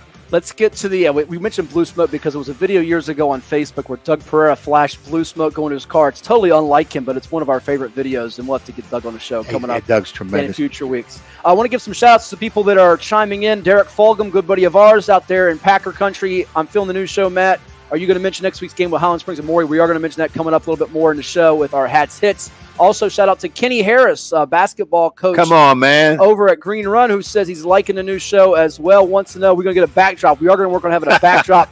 Hey, sponsorship, Kenny, come on. Now, listen, we are going to probably be in a different office in the studios here at the Plex. So we have some great opportunities. We've got some great things coming with that, but we appreciate him tuning in and liking the show. And we see this white wall back here. We understand it. We did it on purpose because we're still at the ground level. And I know somebody out there wants to put their big logo up here. Yeah. We'll get out of the way and let you see it. So come on, people. Because once we get stacked, we ain't got room for nobody else. Well, while you're mentioning that, they haven't put the banner on the back, but they do sponsor us. We want to give them a quick shout out. You saw one of the commercials. Freddy's Frozen Custard and Steak Burgers. Experience the delicious cooked-to-order food burgers. and reach and creamy frozen custard churn throughout the day at Freddy's. Go check them out. They're located in Virginia Beach, Hampton, Chesapeake, and Williamsburg. Freddy's, the taste that brings you back. You'll go get you a Freddy's steak burger. Man, this is why I'm just keep getting wait. Look at all these. We got pizza. We got steak burgers. We got the right type of soda, Pepsi to drink it down with. Dairy Queen ice cream on a little dessert. Man, it's unbelievable here. It's unbelievable. All right, let's get back to some more results that happened on Friday night. And the big game, it was over at Beard DeLong at Easley Field. Oscar Smith, Phoebus, early interception from Keontae Gray set the tone, and it was Phoebus from there. But it was really a defensive battle throughout the night. Neither quarterback lit it up. They used both Trenton Mitchell and Adonis Stowers throwing the ball for Phoebus, but the running game just 5 yards off 100 for Davion Roberts. The Phantoms, though, 10 different players with a tackle for loss, and they beat Oscar Smith 16-2. Would you like to hear from the head football coach of the Phoebus Phantoms, Ed? And that, of course, would be none other than Jeremy Blunt. Yeah, but I know these coaches are going to say one game at a time, but Jeremy does a tremendous job. A heck of a ball club. He has a lot to say. Let's bring him on. 16-2 win for the Phantoms. Here is the head coach of the reigning 2-time state champs. All right, here with Phoebus head football coach Jeremy Blunt. His Phantoms win at 16-2 over Oscar Smith to go up 2-1 in this series. And Coach, first thing I have to ask you is, your defense played lights out, which is known to have. Do they get donuts? They probably deserve it, don't they? You know what? I guess they do deserve donuts, man. They did play some good football. They played tenacious tonight. If not donuts, some type of tasty treat for sure. Tell me about just the tone being set from the very start. Keontae Gray got an interception. It felt like from there, all your front seven guys. I mean, the stat that jumps out to me is you had 10 different defenders make a tackle for loss tonight. So everybody ate tonight. Yeah, I'll tell you what, man, just starting with the atmosphere, it was electric out here, man. So, our guys were really pumped up and excited to play this football game. So defensively, we knew. First game of the season, we're going to make a lot of mistakes, man, and that just comes with the territory in all three phases. But the quickest thing to get yourself assembled is defense, defensively. So I was happy with the way we performed tonight. This is a big show for the 757, the whole state. I mean, a combined, I think it's like 11 or 13 state championships between Phoebus and Oscar Smith. You do this 2 years in a row now, Coach, where you hold them out of the end zone. What's this say? Because Oscar Smith's got a great program just like you guys do. Well, you know what? They're well coached, man. So, they're going to push you to the limit. And they did that tonight, man. I'm happy our guys came out and performed well defensively. We had some spurts on offense and things that we're really going to be able to build on and hang our hat on. Special teams-wise, first live action, I'm really pleased with that. We only had a few miscues, but all in all, I think we're happy as a special team staff, man. So, when you can hold an explosive team like Oscar Smith to new points, man, you're always going to be excited, if you can keep them at a minimum. And even when you get put in unfavorable situations, they have it 1st and goal inside the 5. You get a fumble recovery from Noah Jefferson. You're missing a couple of linemen tonight. I know you told me in the preseason you had some people out injury-wise. It doesn't feel like adversity bothers you all. You relish those opportunities and challenges, do you not? We work on building character, man. We really do focus on big team over here, man. When we see guys fall to the wayside, sometimes they get a little frustrated about their moment not happening. We just remind them, man, that your moment's going to come. Just trust the process. So defensively, we can really lean on what those guys did tonight and the fact that as a team, we trust that process. We trust big teams. Anthony Reddick, he's committed to Maryland. He made a couple plays the other night. I mean, you have to probably say as a former player, ooh, That would hurt, wouldn't it? There were a few plays out here that I kind of had the ooh thing going, man, walking up and down the sideline, man. So it was exciting. And Brendan Thompson keeps continuing to flourish for you. Jefferson makes some plays. And Gray back there in the defensive backfield. You've had a long run here of defensive backs. Obviously, Jordan Bass is now at Pittsburgh, but it feels like he's really that leader for you back there, and other guys feed off his play, do they not? Absolutely. We have several first-team all-region guys coming back. We have all-state guys coming back.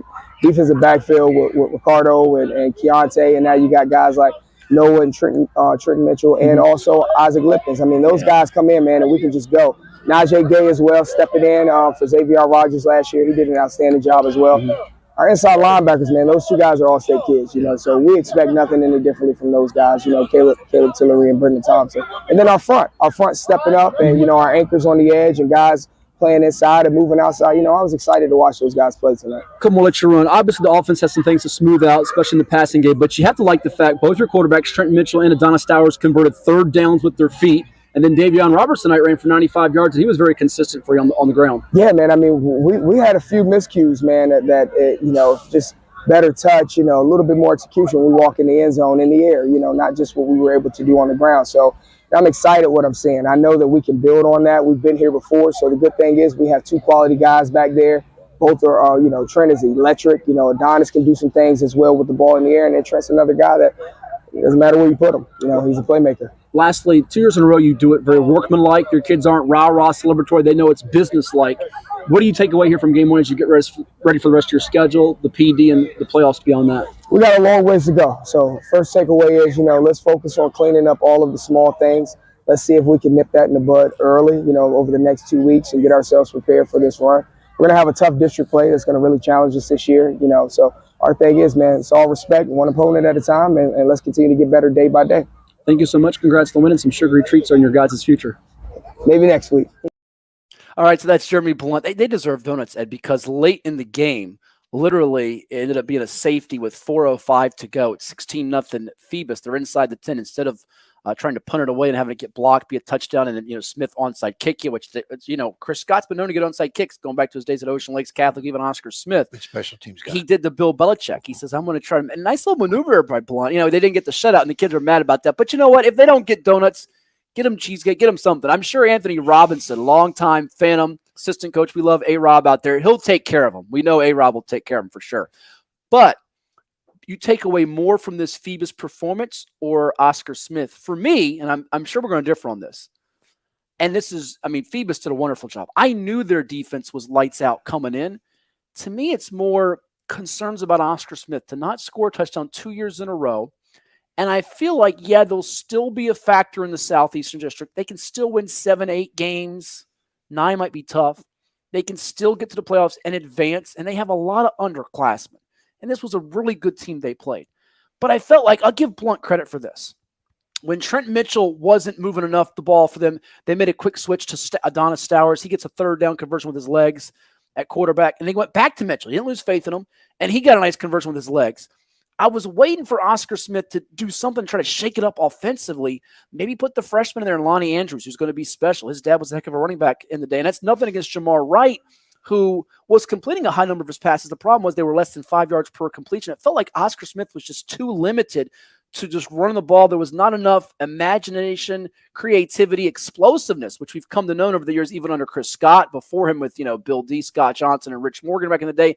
It feels like maybe some of that youth in spots is causing that offensive line play against that fierce Phoebus pass rush.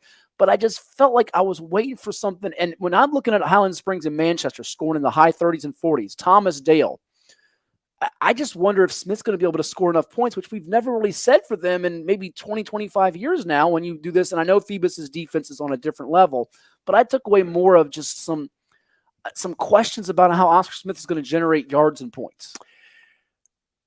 Well spoken. I understand what you're saying. I look at it as Phoebus is definitely head and shoulders right now above Oscar Smith. In saying that, Oscar Smith gave up 16 points, couldn't get in the end zone. Nothing wrong with that. Now, if you're playing, I won't mention names, a lower level school, then I would agree 100% with you. Football at quarterback's a little different animal. Phoebus did something that's extremely rare at any level, flip-flopping quarterbacks for whatever reason. And they were successful. But again, that's that the youngster that came in for Phoebus, what is he? Junior, sophomore? Mitchell's a junior, and I the other one is Stowers is a junior. You're putting me on the spot. I forget if he's a junior or senior. Transfer from Kickingham. Okay, but they had two offensive linemen out in Emery Diorso and Marcus Thompson. I get that. Okay. But he was not a freshman quarterback. Right. Smith is still finding their way through. We had Chris talking about after the scrimmage game about playing quarterback. In fact, they got and 3 it to felt like after that he was going to go to Ronnie Andrews. But I hate to always bring it back to me. But we have a freshman point guard the last couple of years that probably deserved to play JV. Shouldn't have been on varsity, but we see down the road he's special. He's going to be good. We have another one this year. But my comment to my coaching staff, even though we argue like crazy, we can't play him against our physical rough teams because it may hurt his psychic in the high school level. Just get him ready. Throw him out there. But not against those kind of teams. So not against a team like Phoebus. How's it going to hurt his psyche? Because he's not going to be able to do what first of all, he's going to be nervous to begin with. So they're losing it down. You played that youngster more against a team that you can get away with some things. You've got to give him confidence. He's got to taste confidence in some manner. If he doesn't, then you can ruin him for a long time. But what if he goes out and makes plays? Then it's a different. Yes, he could. He could. But he has to be. You'd have to say he's Stop thinking negative. It's not negative. It's protective thinking. Yeah, you're overprotective. You don't understand because you spend all your free time in the pool with dead birds. Okay, we're working with kids live, 15, 16-year-old mindsets. Because you've never coached before. I get it. You know I got thrown at it. Well, you've never lost. Let's put it this way. You've never written before. Let's put it this way. You ain't never coached, but you ain't never lost a game either. That's right. I don't know how many times. 2-0, Rick Ball, baby. How many times I've lost a game and get a call from this nut job? Well, if you would have done these 3 things, you would have won. You know what? I got a pretty good record in Madden 2K if you want to know about that too. My 6-year-old nephew beat me. I know. We heard about that. You can't slap him. I smacked him and I got in trouble. But no, in all honesty, I could see Chris's thinking, if that's along that line, that we're not going to keep making those switches. We're going to stay with them because if he takes him in, if he puts him in, he doesn't do all. You take him out, you destroy that confidence even more so. As the old NFL adage, if you're going to have a young kid, then it's easier to start the veteran, pull the veteran, and bring the youngster in. You don't start the youngster and then pull him because you mess up his confidence even more. Though I say at the pro level, and you're making $18 million a year, forget that confidence thing. You better play. But I understand what Smith is doing. Smith, to me, is still extremely good. They're not quite – you're a victim of your own success, your own reputation, your own tradition, your own history. They're very good. So everybody expects them to go into any game, no matter who you're playing, score 30 points and beat the heck out of everybody. That changes. That still changes. Like you said, they can win a lot more games. They can get in the playoffs. They can go deep. What they have to find out now is they got to get those youngsters real game time. They got to avoid injuries in a situation where you're trying to build. They can get back there. They'll get back there a lot quicker than these other teams trying to get there for the first time because he's done it and they've done that before. So I understand what he's going through, but you've got to be careful with younger minds because they mess up. They get joked in school a lot. You don't get that in the college and the pro level. It affects their psychic. And as a coach, you got to deal with that. A lot of times we just think here's my game plan. Look at me. I can coach. I got all these plays. I don't even like to run plays in basketball. I want players who can make plays. You've got to understand a kid's mindset, his psyche, what can make him go. You got to protect his weaknesses as you build through them and then get into play to his strays. Play the freshman. Stop whining. Lord, this is why this nut job could never be a coach. That's 2 weeks in a row I've been called a nut job. That's it. Your dad told me to call you that. Well, he does that a lot. Trust me. When he makes the wrong left turn. Dad said some other names that we can't put on here because better make sure he's got peanuts. So Lord Jesus. Peanuts. Hey, is it too early to start thinking about Phoebus and Warwick in the Peninsula District, October 27th at John B. Todd Stadium with the sweet sounds of Dominic Velarde? And we also know our man Bill Nettles, who, by the way, is the voice of the Titans. We'll get to Hank Sawyer's interview from last Saturday coming up. We haven't forgot about that as well. Warwick, 42 points for them as the Raiders got it done in convincing fashion over Bethel. Messiah Delome had a pick six, a touchdown catch. Eduardo Rios Jr. threw a touchdown, ran for one. Saeed Williams scored. Ian Bacon, the Woodside transfer for John Hammond. Warwick's offense looks pretty for real, Ed, because they have now gone 2 games in the books, 53 on Grassfield, Bethel, 42 on them. And we'll see if that offense has anything for the Phoebus Phantoms, but it's going to have to wait until late October, last game of the regular season. And I do expect Warwick to be 9-0 and Phoebus to be unblemished as well. It's coming. I think both will be undefeated. Definitely Phoebus. Warwick, if you look too far down the calendar, it could get Do you agree with that Class 5 top 10? Morey, Green Run, Stonebridge, Warwick, Kings Fork, Briarwoods, Matoka, Patrick Henry, Roanoke, LC Bird, Massaponax at the moment. Right now, Warwick that high as fourth. I did a fourth best team of state. Maybe ahead of Stonebridge, who lost handily to Martinsburg of West Virginia. First 0-2 start for Mickey Thompson's Bulldogs in a long time. That's never. And they got Quince Orchard and Good Counsel to end September, so they could be staring at maybe 1-4 if they're not careful. I don't know. I mean, you got to go with when you do rankings, you go pretty much where they are now. Of course, preseason, you go on what they've done or potential. Once the games start playing, you kind of have to go with that. I don't know if I have Warwick fourth. You're going to say, well, where do you put them?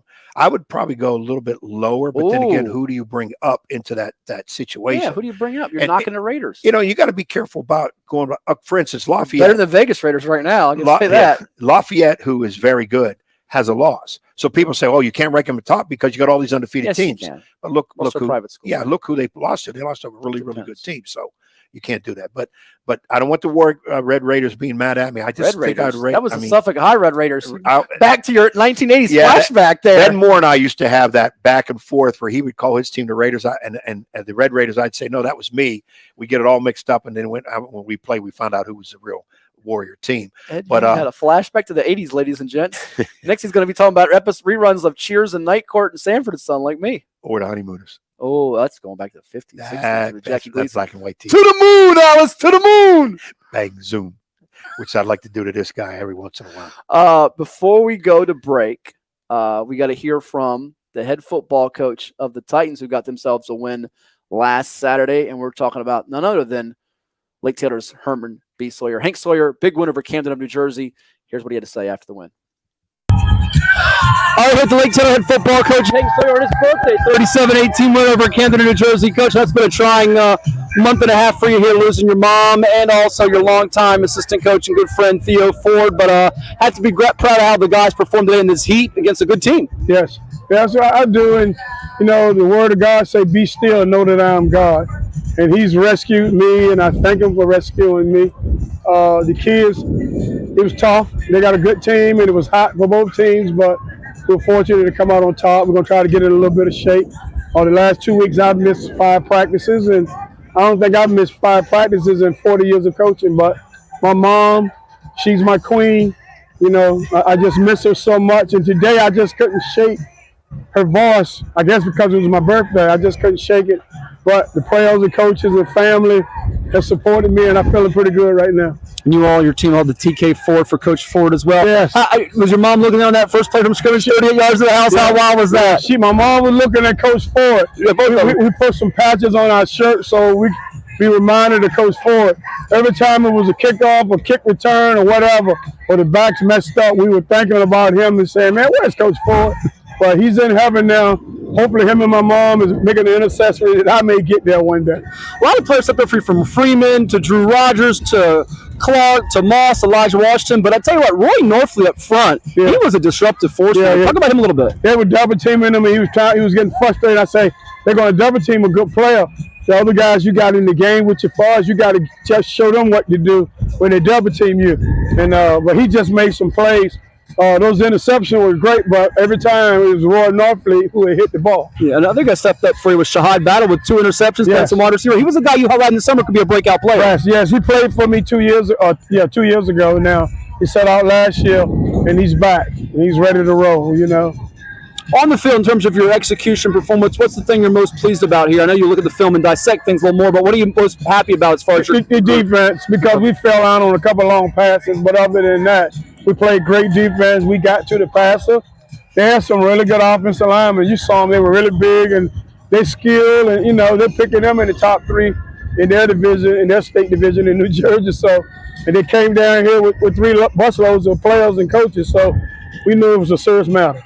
More for let you run. A lot of teams play out-of-state competition. We saw Oscar Smith do it for years. Dinwiddie and Holland Springs have done it in Richmond, 1-1, 1 lost. You had a team come to you in Virginia. How much do you have a lot of pride, even though it's an out-of-state opponent, coming here to represent your state in Norfolk and everybody at Lake Taylor? Every time it was a big play, I could hear guys that played for me in the 757, like Travis Williams, like Mike Privett saying, remember you from Virginia, like Wayne Davis. Yeah.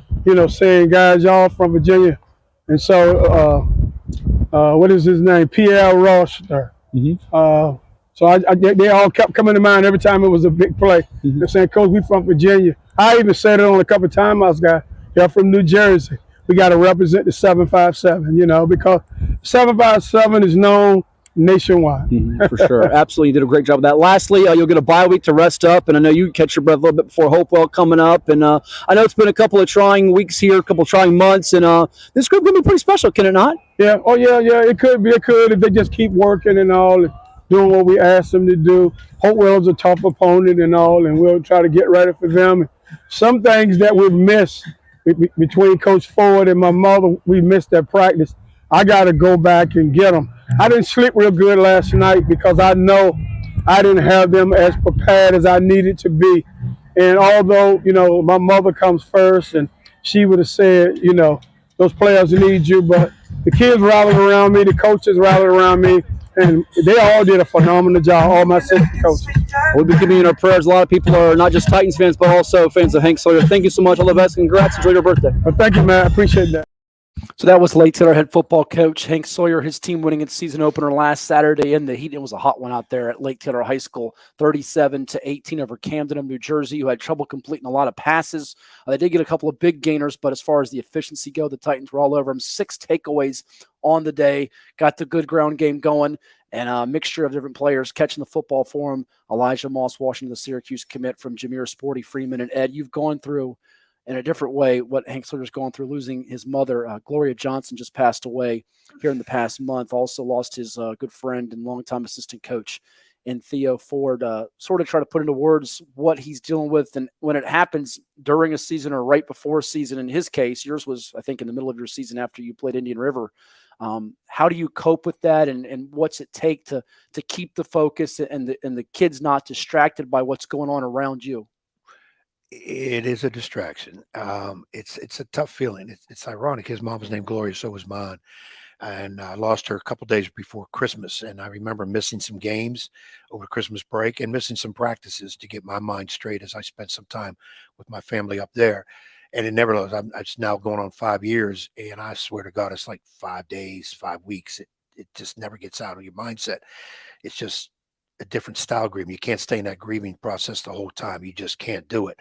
And you have the people around you that understand. And sometimes the kids, when you have the kids, they understand, but they don't, because they just go on. And everybody loses people throughout their lifetimes and whatever, and it's tough to come back. But when you're a coach and you're in a season, you got a lot on your mind, and you lose those people really close to you. His assistant coach, Ford, I rely on my assistants a whole lot. I mean, like, we'll go at it tooth and nail, but I need good people around me. I can be good, but I need help. And when you have that your mental being hit hard, death is a son of a gun. It makes it even extremely tougher. It's hard to focus. It's hard to focus. And I felt that interview strongly. Of all the other interviews, I felt that one strong, because Hank is an emotional guy too. And as coaches, sometimes we let our emotions out. As men, we're supposed to be, strong. We don't tear up. Forget that. That's the wrong way to think about it. Everybody's emotional. We show it in different manners, but you are emotional, and there's nothing wrong with that. And Hank is a strong guy, very strong man, great family man. I love it how he knows his players, but he knows them by nicknames. He sometimes don't remember the names, but he's an icon in the business, and I feel for him as what he's going through, because you never get over it. No question. Very likable guy, genuine person, and he's going to fall back on his faith. Certainly a man of God who has a lot of beliefs and principles that never waver, and we continue to wish all the best to him and his family and the Titans, and keep him in our prayers. And Matt, that's a good point. The good Lord knows what he's doing. He has a reason. He has a game plan. We're not here forever. You just don't know when the date is or how. So you believe in that. You don't question your faith. Now, many times I want to question my faith as to why. You get little kids getting killed and going through some violent abuse and whatever, and you wonder why. He has a master plan, and we just believe in it. Before we go to break here, and we've got Hats, Hits, and then the NFL over-unders to cap this edition of Hatfield and Young at the Plex 757 Saturday Sports Talk style with this first big week of college football. The NFL starts next week. High school football is underway and revved up here. We got a couple of sponsors to shout out, Ed. Yeah, we got the Drip Box. Drip Bar. Drip Bar? Or is it Drip Box? I thought it was Drip. Drip Bar. Okay, yeah. Drip Bar. Yeah. Now, that's intriguing. something about they can hook you up, strip bar, and get you regenerated, rejuvenated. We'll tell you more about it as we move forward. Yeah, that one's going to be big to talk about. And they're sponsoring the Kickoff Classic coming up on Friday at the Plex, and that's going to be the matchup with Atlantic Shores and Norfolk Christian. You've seen it scroll across our screen here on our ticker with the games that are being played on Friday. In fact, it's scrolling across right now. But the Seahawks of Atlantic Shores, Wayne Lance's team, got themselves a nice victory, Ed, as they moved their record to 2-0, beating Roanoke Catholic 49-6. Michael Lance leading the way there at QB. The son, the youngster, they got Nathaniel McDonald there, who's a big-time player off the edge who's committed to the tribe of William & Mary. Got a chance to go to 3-0 as they take on the Ambassadors of Norfolk Christian, who will be coming in, chomping at the bit to try to knock them off. And we also have real estate company. Is it Triumph? Triumph Realty, yeah, Triumph Realty. Yeah, so and when you're looking to move in this day and time, houses, there probably some of you need to call and tell them we mentioned you, and tell them if you're maybe eligible for a little bit of a discount somewhere. I didn't say you are. But nothing wrong. You making promises that you no, it's not a promise. Not a promise. Or you in this life, you can always ask and may still get no. But if you never ask, it will always be no. And sometimes it's how you have to do things. You got to ask. You're an asker, a beggar. Now, hold on. Now, did you say ask? Asker. Okay, Asker. Emphasize what you're saying. Ask if you would have said what I thought you would have said, no, this would have been a one-man show in about another minute. Stop trying to make me out to be the bad guy. No, you don't have to make you out to be a bad guy. You were born that way. Oh boy. I mean, I know there's people who want to punch you in the face. I mean, there are who wants to punch me. So well, this that guy. you know of. Anyhow, we'll take a time out. Let's hear from some more of our sponsors making this possible here at the Plex. And Chicho's Pizza. Ed loves him some where? pizza. I need a slice.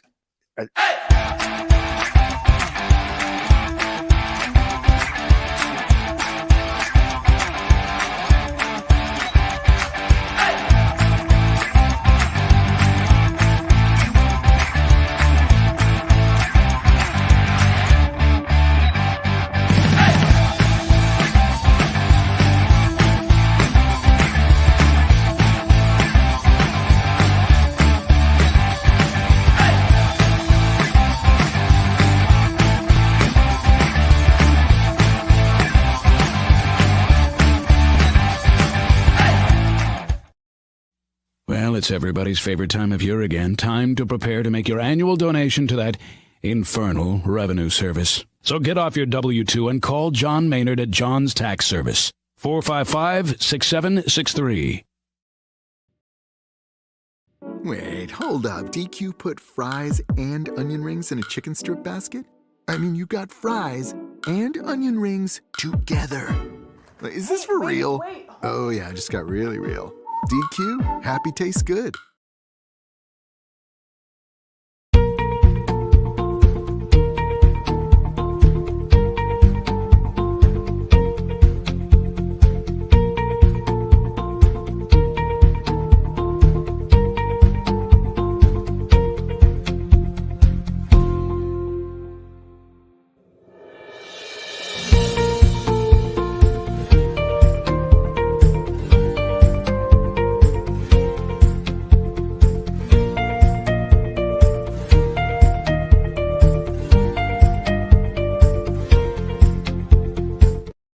Hampton Roads has a long-running high school and college sports tradition. It's time to give them the spotlight they deserve. This is 757 Saturday Sports Talk. Here are Matt Hatfield and Coach Ed Young.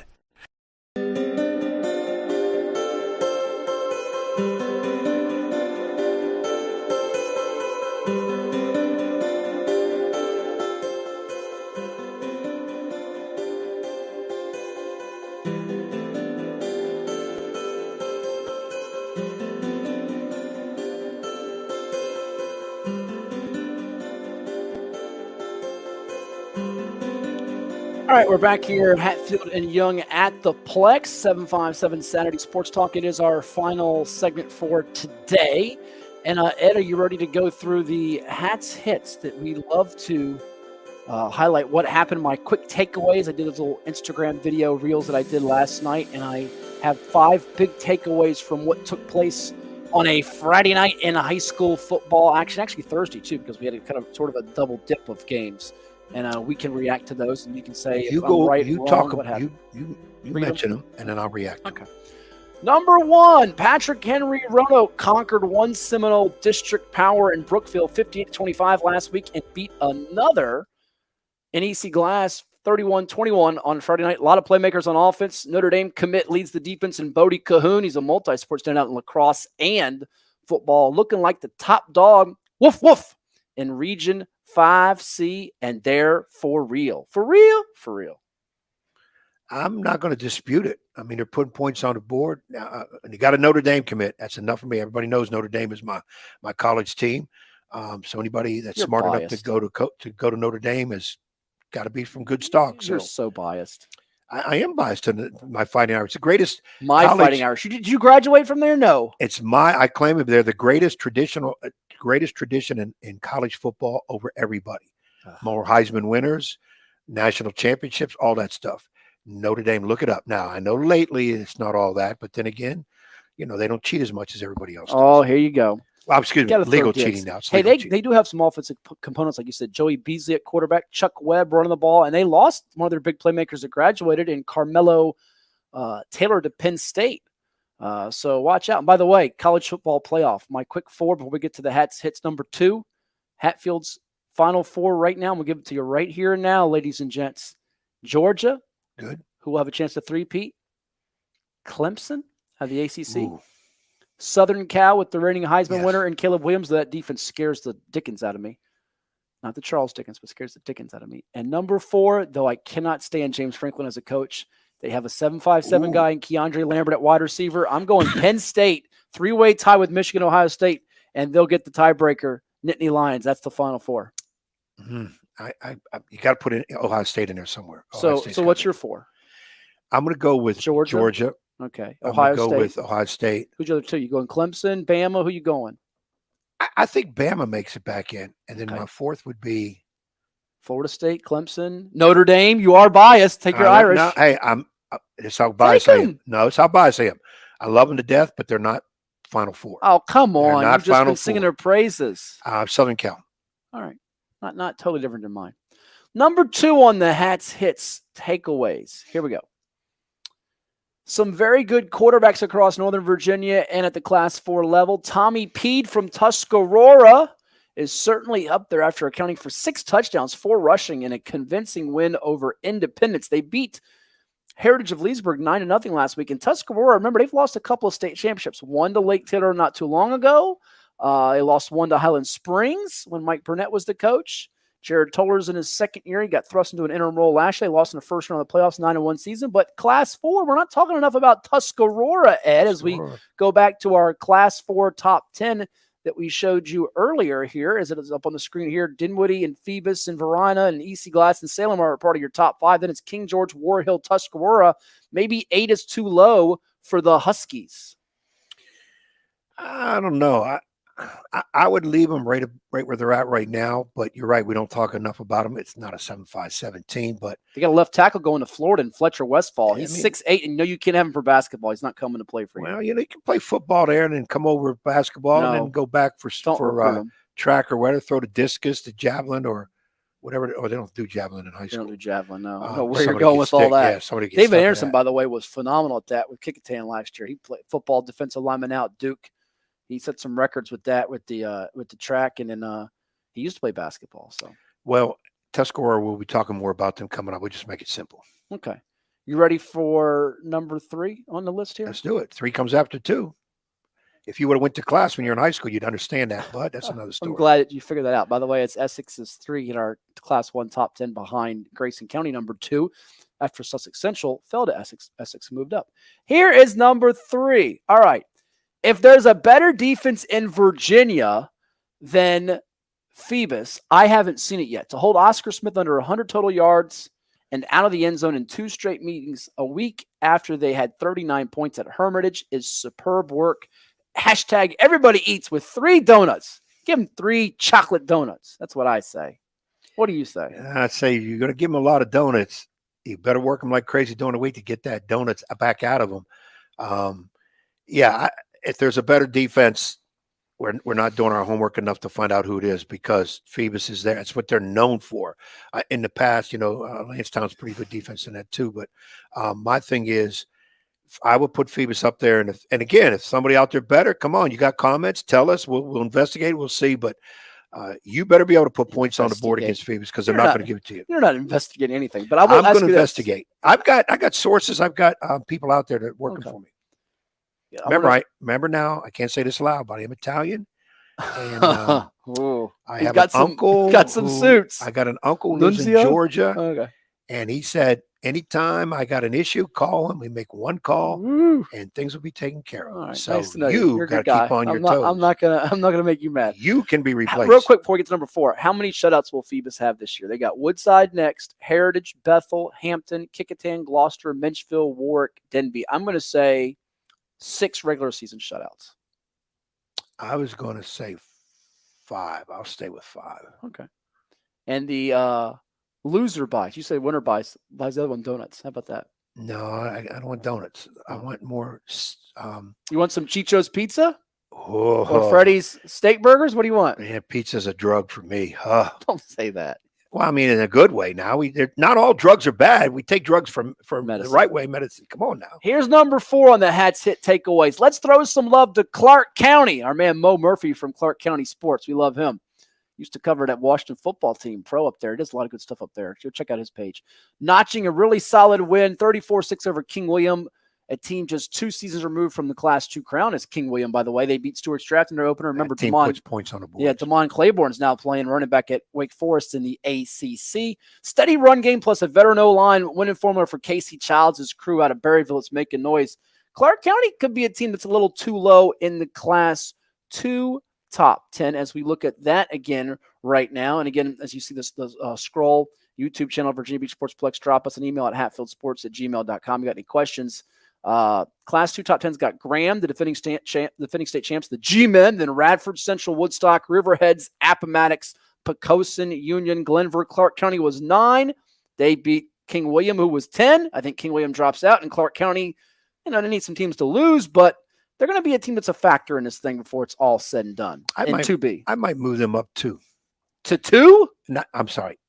To move them up 2 spots. So you want to drop Glenver for winning and Union for no reason? Yeah, well, it's those. That's how you roll. Nobody consulted me when you did the top 10. Oh, we'll get Ed Young's top 10 next week. I'm not in the committee. We'll get that. I'm not good enough to be in the committee, so I'll work. Good enough. That's his thing. Okay.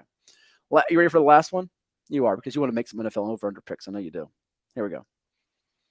Game of the night was simply the 41-35 thriller where Highland Springs outlasted Manchester in a Region 6A playoff preview. George Lovelace had the go-ahead touchdown late on a reception from Christian Martin, the Maryland Terps commit.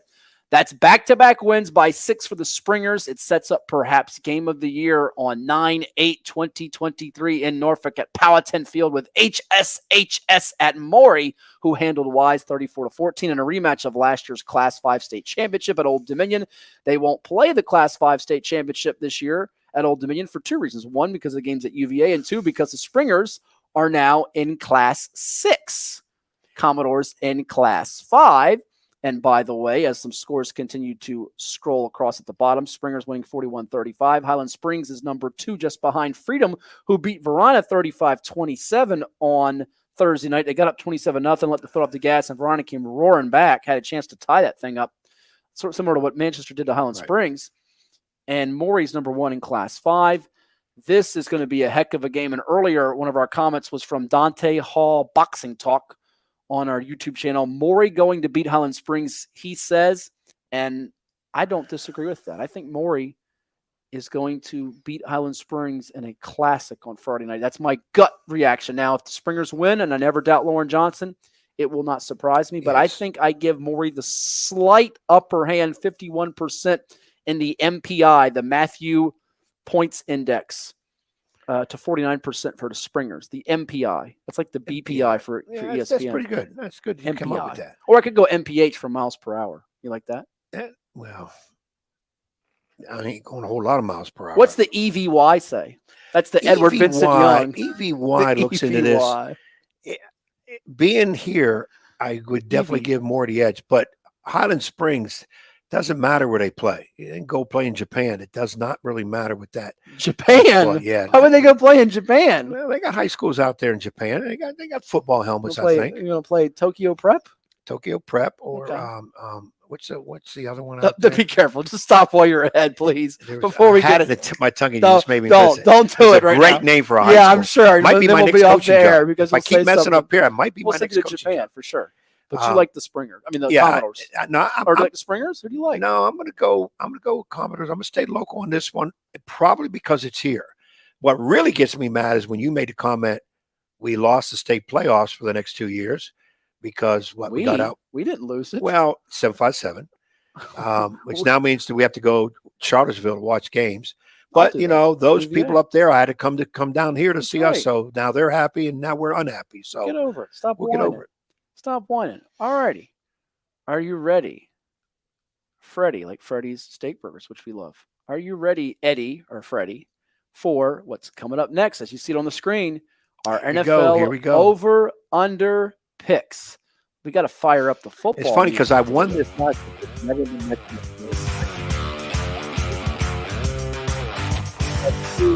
Picks against the point spread. People can make some selections how they like to with whatever they like to do.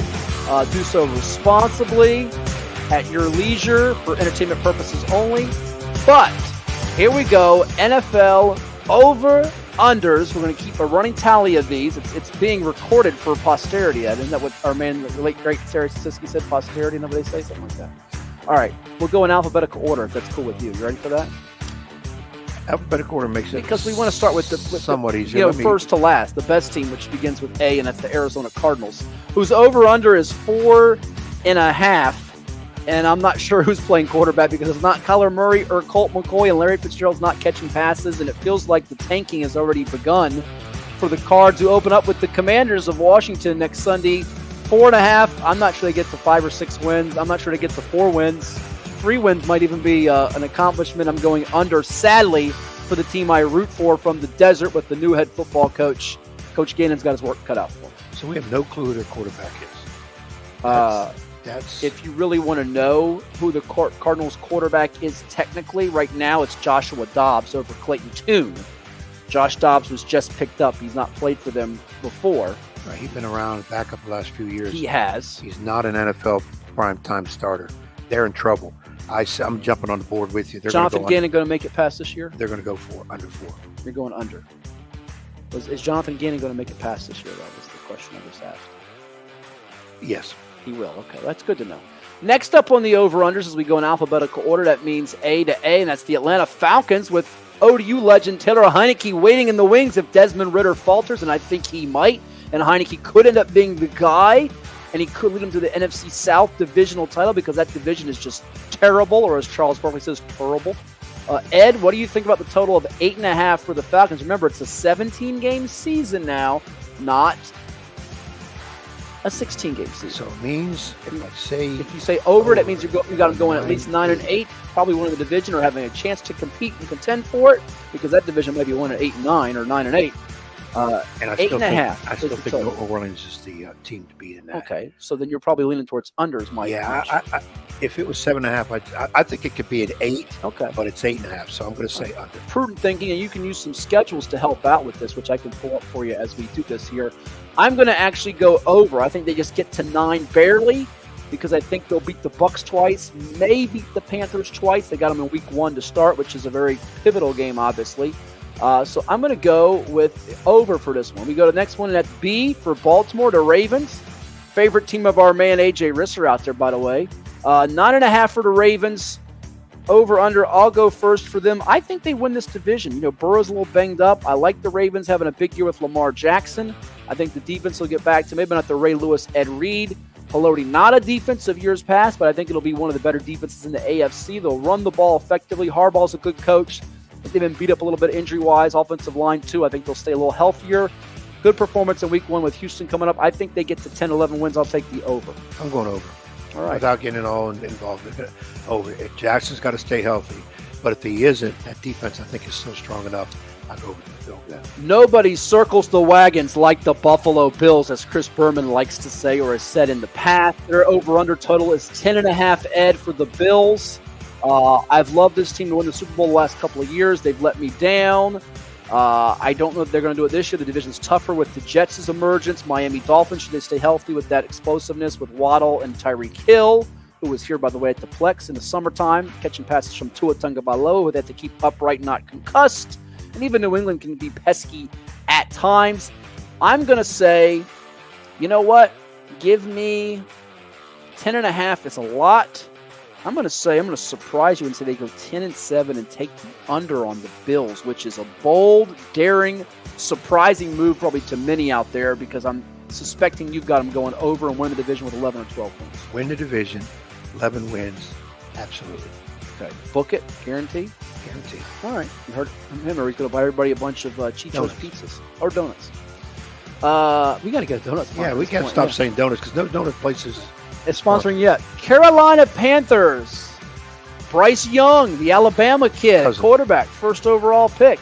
Your cousin. I didn't know that. Really? Have y'all been to barbecues together or cookouts? Hey, he's missed the last 2 cookouts. You know, once they get that money, they don't want to show up because everybody wants the money. I didn't want the money. Okay, 7.5 is the total for the Carolina Panthers. I'll let you go first for this one. Give it some thought here, because you said you got New Orleans winning the division.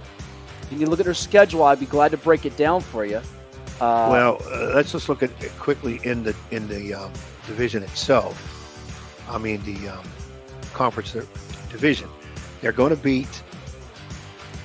I don't think they beat New Orleans either game. Might split with Atlanta.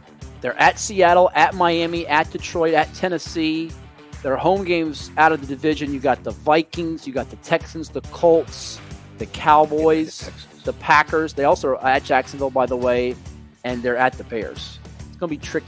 I think it's right at the number. Vegas has this broken down so well. Vegas does this beautiful. So well. I can see them winning 7, but it's 7.5. I'm going to say under. You're going to say under at 7.5. I'm going to say under. I'm agreeing with you. I think they get right at 7. I think they're going to miss by half a game. I was a little higher on his team before. I've heard some things that make me a little less, especially defensively. I'm not sure they're quite as good. And I don't know if they have enough explosiveness to go around the receiver positions. And they don't have Christian McCaffrey anymore because he got traded to San Francisco last season during the season. And if Young kind of gets hurt or doesn't come through, they don't have that defensive care like I mentioned about Baltimore. So I don't see it. Chicago Bears, 7.5 is their total for the Bears. You want to go first or let me go first? I'll go first. A lot of people high on the Bears. Some people have them winning the division. Some have Detroit winning it. I still have Minnesota winning it. That's the black and blue division right there. I think they get to 8. You think they get to 8? I think 8, 9. I'm going to go over. I think they'll get to 8. Okay, you're going to go over. I've got them getting to 9 because I think they might even get to 10. I think they're going to win the NFC North. I think Justin Fields will have a marvelous season. His offensive line's going to have to come through. That defense is going to have to step up without a big-time stud, although they have Tremaine Edmonds now, a linebacker out of Dan River, Virginia Tech Hokie great. We watched his state championship game, in fact. He was Bruton many years ago. I'm taking the Bears as an over here to make our man Dino Franza happy. All right, next up, Cincinnati Bengals. They're mean and angry. They've been on the doorstep of a Super Bowl. Last year, lost the AFC Championship to Kansas City. Year before that, in the Super Bowl to the Rams. Their total is 10.5, which means you've got to have them winning 11 and winning that division most likely, or finishing right there with Baltimore for the division. 10.5 is the total first. This is a tricky one. I said under on the Bills, and it was 10.5. I've got the Ravens getting over 9.5. I'm going to have the Bengals. They're right there at that total to get to 11 wins. This is a hard one. And don't forget, and everybody's going to say they're not any good. Steelers and Browns in that division. Yeah, Browns, give them a little bit of credit. You know, I worry about him getting hurt in the O-line, but I feel like taking both the Bills and the Bengals as an under is a risky, stupid decision. You've made those decisions like that before. I'm going to say they just it's right there at the number. I'm going to say they just squeak it out to get to 11-6. Give me the over, just barely, but I say it with a lot of hesitation and pause. Any pause from you? Yeah, I think they get to 10 for sure. Easily can get over it, but it's 10-5. So I'm going to say no, but they will win at least 10 games. But if they stop at 10, I win. That division's tough. We're not talking about Pittsburgh and Cleveland enough, but somebody's got to lose in that division. And I think it's Cleveland. I think Cleveland gets last place. I'm not my Steelers. Take the emotion out of the pick. I think Steelers will be better than most people think. So you went with over. Is that correct? No, I'm going 10. So what you're what going are they under? At? It's 11 at 10.5. So you're going under. Yeah, I'm going slightly under, but I think they will get 10. But it's 10.5. So. All right, let's get to the Cleveland Browns. Their total is 9.5. I'll let you go first for this one. Jeremiah Owusu-Koramoah out of Bethel High School on that defense. We love Jeremiah, 7'5", great, and a former Notre Dame standout, ACC Defensive Player of the Year. Do they have enough Owusu-Koramoahs on their team, and do you trust the offense with Deshaun Watson, Nick Chubb? In that division, 9.5 is hard to get. Yeah, it's a good ball club. I like Deshaun Watson at quarterback. Do you? I think he's regressing a little bit, to be honest with you. Well, we went through all that stupid off the stuff, field mess. Off the field mess. Stay out of the massage parlor, Dwayne. Deshaun, stay out of there. Okay. Well, I think a lot of people might need two other names, Dwayne or Deshaun or Phil. Well, especially ones he's going to. Yeah. I'm going. I picked them last. I'm going to take a win away from them and say under. You're going to go under. I'm going to go under as well. The Dallas Cowboys. How about them Cowboys? America's team or dream? Trey Lance's team. Is it? Or is it Dak Prescott's? No, all that mess needs to stop too. Dak Prescott is the quarterback there, and he will remain the quarterback there until he gets hurt. And if Trey comes in and does tremendous, then it's going to be tough for Dak to come back. But all these people that are blowing up Dak is crazy. He's going to do all right. 10.5 is the total. They also have Cooper Rush still, if I remember right. So they have quarterback depth. Defensively, they've been pretty solid the last couple of years. I don't think that division is going to test them outside the Eagles and their schedule to get to 11 wins. 10.5 that's a big ask. But you know what? Mike McCarthy makes some weird decisions. I'm going to surprise you and go under. I think they go to 10-7. I think they have a late season fizzle, and they'll be like 10-4 and like maybe lose their last 3 games. I could see something like that, or be 9-4 and lose like 3 of their last 4 games. I'm going to go just under, even though the schedule and conventional wisdom might be to go over. I'm going slightly over, so it's 10.5. I go at least 11. Okay. So I'm going over with the Cowboys. All right. So you're going over. All right. Next up, what do we have here? The Denver Broncos, 8.5. We're going to take a timeout halfway through this and finish up. We told you it was going to be one more segment, but we're going to do. This is the last segment. We're going to do one more segment, probably break this up.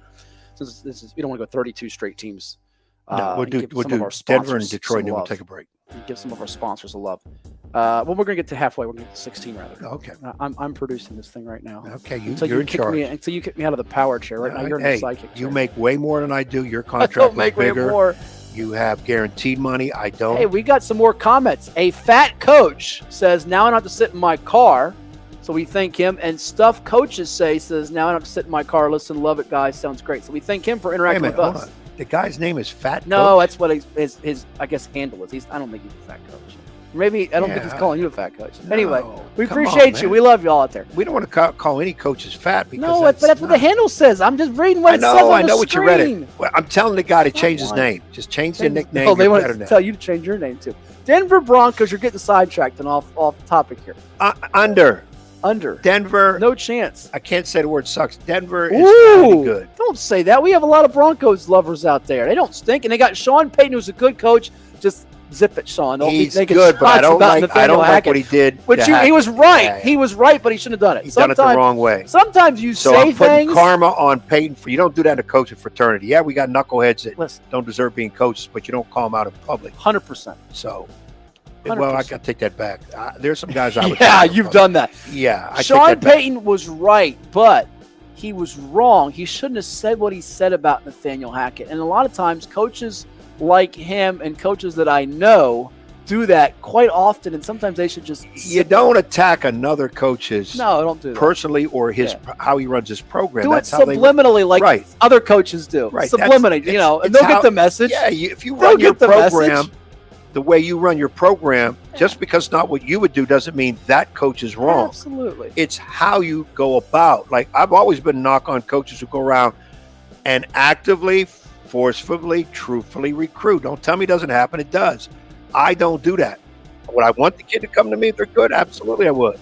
But I'm not – I can't use the words I want to use because we don't have FCC. Under. I'm going under. Yeah, we're getting sidetracked too much. I'm going under. I think their defense will be solid, and Russell Wilson will play better this year. I hope Russell Wilson. But I just think with KC and the Chargers in that division, and I can see them going through some ebbs and flows. I think they might even lose to the Raiders in Vegas. Might lose one, but I'll go at 7 or 8 wins, which puts them just under. So we're at, let's see here, 3, 4, 5, 6, 7, 8, 9, 10.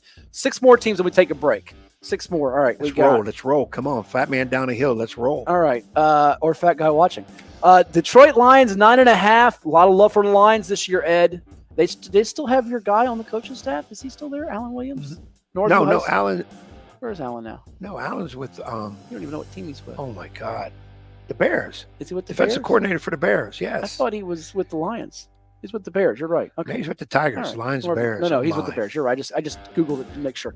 Anyhow, Lions over under. What do you think for the team that's expected to win the North at 9.5? Call Alan right now and see how he feels about it. No, we're on the air right now. 9.5. Call him out. Get somebody on live. We can do this now. Not right now. We're almost at the end of the show. 9.5 for the Lions. We'll do it next week or week after. We've got a game next week though. 9.5. So that means they're going to win 10. That means that division's not strong at all. It's not strong. That's why it's tricky. Vegas has got you again. Tricky. Right there by the. I can't say the word. Handles. By your handles. There you go. Yeah. I'm going to say I took Bears over, didn't I? You took the Bears as an over, like I did, which scares me. We haven't got to Green Bay in we're Minnesota about to. Yet. They're coming up. That's how this works. Dino's sake, I'm going over. Well, Dino's not a Lions fan, but you're going over for the Lions? Yeah. I don't understand that. I'm going to go under. I mean, when the Lions do they meet the expectations? They don't have Barry Sanders or Calvin Johnson, but they do have a team on the rise. I will give them that. I just don't. And Campbell, I think, is a great coach. He motivates his guys. I don't love him. Packers 7.5 with Jordan Love as the quarterback. I'm going under here. I think this is going to be a rough year for them. 6-7 wins.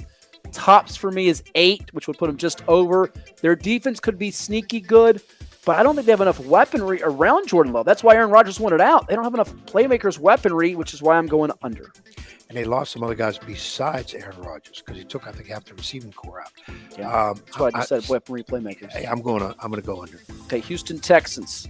It is 6.5. They are showing improvement, but they don't keep coaches long. And while they're probably improved, well, you know what? 6.5 means they could get to 7 and 10. I still think they just go by a game under. I'm going to go 6 and 11. Okay, we got who's in there? Houston, Indianapolis. Yeah, Jacksonville, and Tennessee. It's a pretty less than stellar, almost rotten. Nobody's like. I think they get 6. C.J. Stroud, new quarterback. Yeah, out of Ohio State, draft pick. I'm going to stay under. I still don't love their receiving core with Nico Collins, Robert Woods, Noah Brown. They need to get a couple more playmakers to go with Damian Pierce, Devin Singletary. The backs could be good though. And the defense, I think, is going to make some strides this year with Stingley at corner and Will Anderson coming off the edge. Another high draft choice out of Alabama. So you're going under? I'm going under. All right. Indianapolis Colts also in that division. Anthony Richardson is the QB to rookie. I don't like what I've seen from them. Last year they were a mess. We know about that with Jeff Saturday coming in to coach them.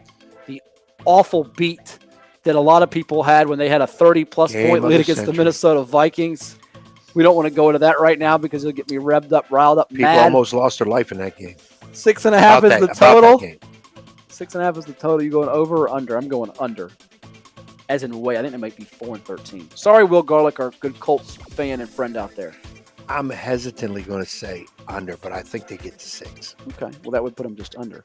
Last two before break: Jacksonville and KC. Jaguars 9.5 is the total. I love this team to win the division. They're going to fly over it and get maybe 11 or 12 wins. Mm-hmm. And I'm going to make a bold statement right here and now on this podcast. You ready? I'm hearing it. The Jacksonville Jaguars will win the Lombardi Trophy in February. Trevor Lawrence will be your MVP. People, that was in no way am I part of those predictions.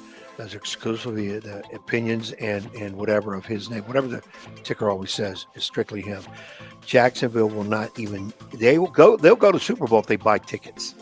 That's the only way they're going. You don't trust Doug Peterson? Wait. You don't trust Doug Peterson, Doug Peterson's a good former coach. I like that. Super Bowl winning coach whose team won their final 5 regular season games, who stunned the Cowboys, had the miraculous comeback against the Chargers in the first round, very young, on the rise, took the Chiefs to a little bit of a battle to the second half there last year in the second round after beating the Chargers. You don't think they can be a Super Bowl contender? No shape, form. They're going to be in the Super Bowl. Win a playoff game? Yes. After that, no. 9.5? That means they're going to win 10. I don't see that team winning 10 games. So you're going under. I'm going under. Look at you throwing all kinds of shade on my pick. Going under. I just when the Jaguars are 6-1 and position. I know you'll tell me. I'm going to tell you. Yeah, I'm going to tell you. No question. Now, if they're 2-5, I'm deleting this. That never happened. Last one before the break, the defending Super Bowl champs trying to repeat, which hasn't happened in a while in pro football. 11.5 for Patrick Mahomes and the Kansas City Chiefs with Derek Nottie out of Ocean Lakes High in Virginia Beach as part of that defensive line. Got that Super Bowl ring. What do you think about Andy Reid's KC crew trying to win their 3rd Lombardi trophy this coming season? Over unders 11.5. See, right at the top of my head, I said 11, but it means I'd have to say under. I'm going to give him another one. I think they'll go to 12. Give me an over. I'm going just over. It's just a smart play. Could they go 11-6? Yes, but I think you have to trust the Chiefs. And they might have a rematch with Jacksonville in the playoffs, and it might be this time in the AFC Championship. And I think for the first time in a long time, they're going to repeat. We're going to have back-to-back. So Ed Young is picking the Chiefs to win the Super Bowl right now. Today, I'm picking. Yep. All right, you heard it here from the coach. We're going to take one last break. We went a little bit over time than we wanted to, but sometimes with podcasts, we can do that a little bit here. We'll come back and give you our remaining 16 NFL over-unders. It's Hatfield and Coach Young at the Plex here with 757 Saturday Sports Talk, and we've got for you some more from our sponsors, such as Dairy Queen. Oh, every day is great when you're getting those Blizzard treats. Milkshake. Wait, hold up. DQ put fries and onion rings in a chicken strip basket? I mean, you got fries and onion rings together. Is this for real? Oh, yeah, it just got really real. DQ, happy tastes good.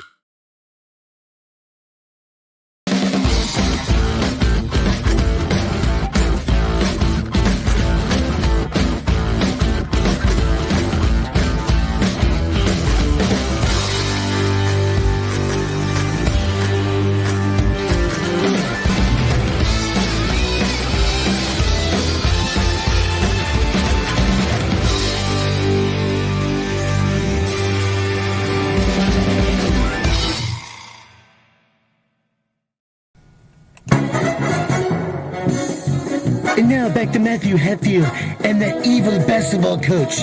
Blast you, Ed Young!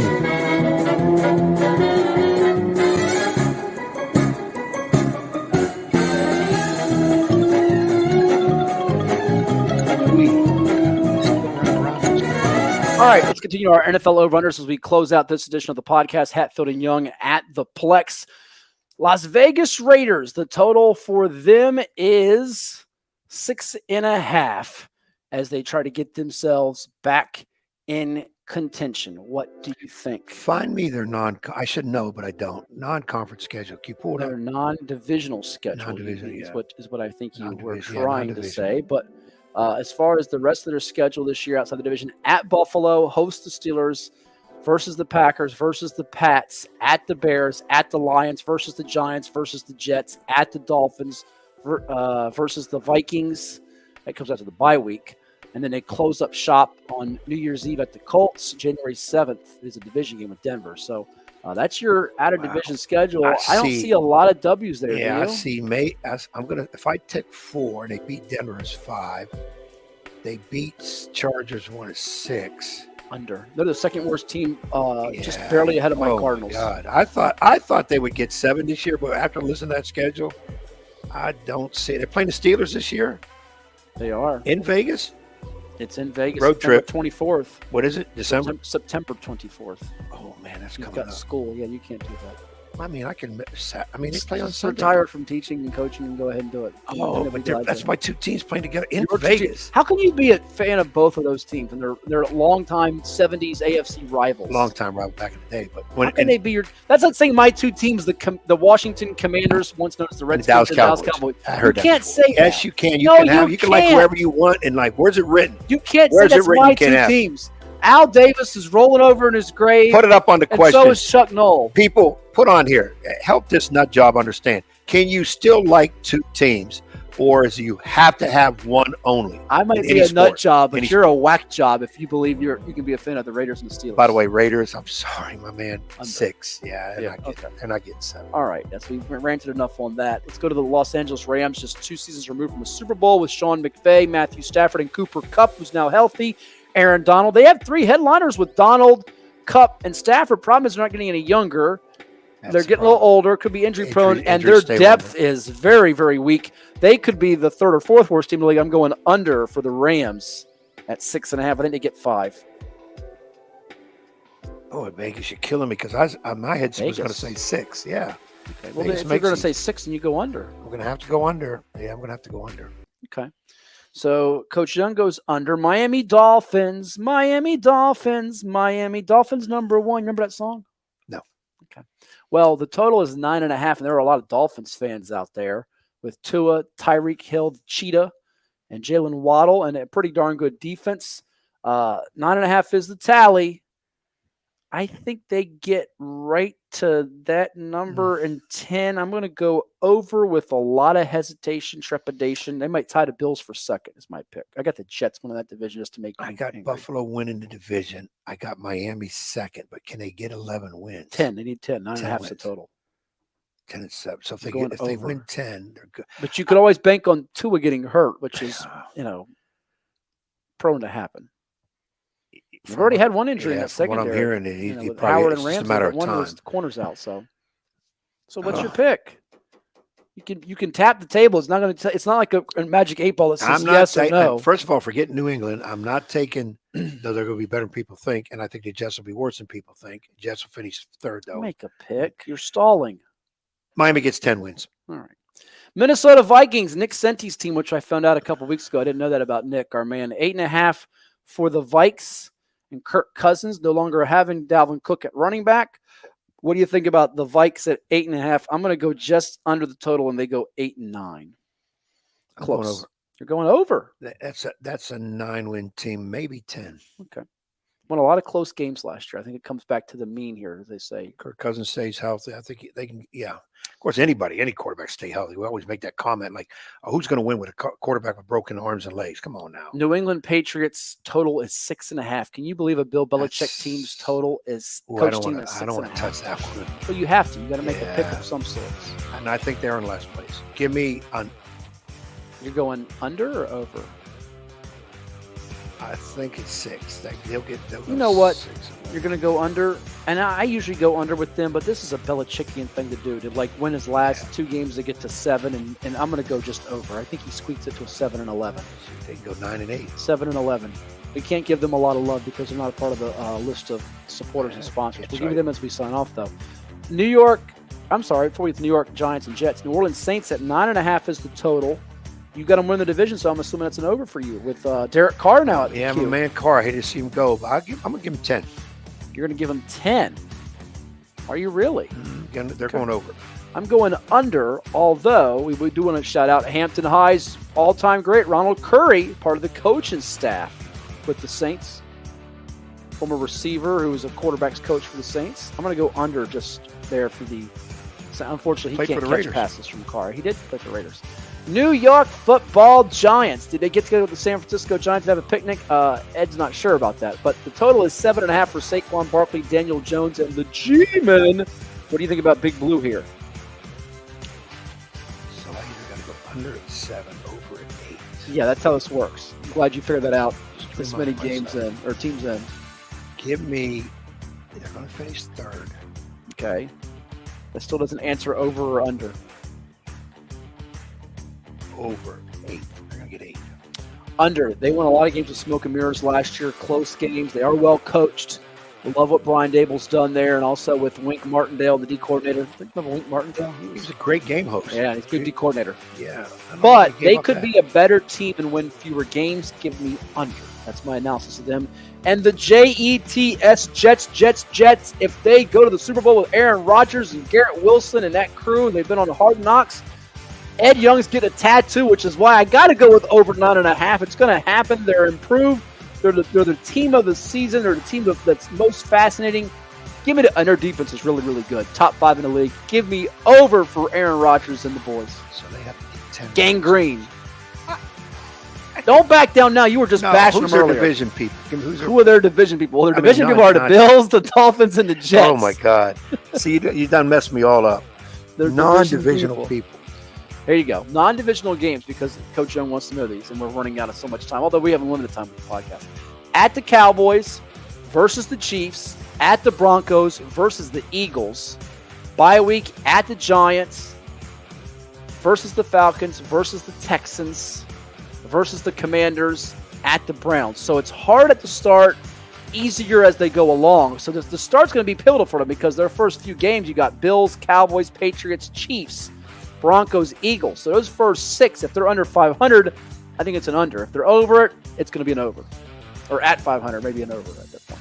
They win 9 games. They go 9-8. Going under, ladies and gents. He's doubting gangrene. That's a tough schedule. Hope you heard that, Joe Beningo out there.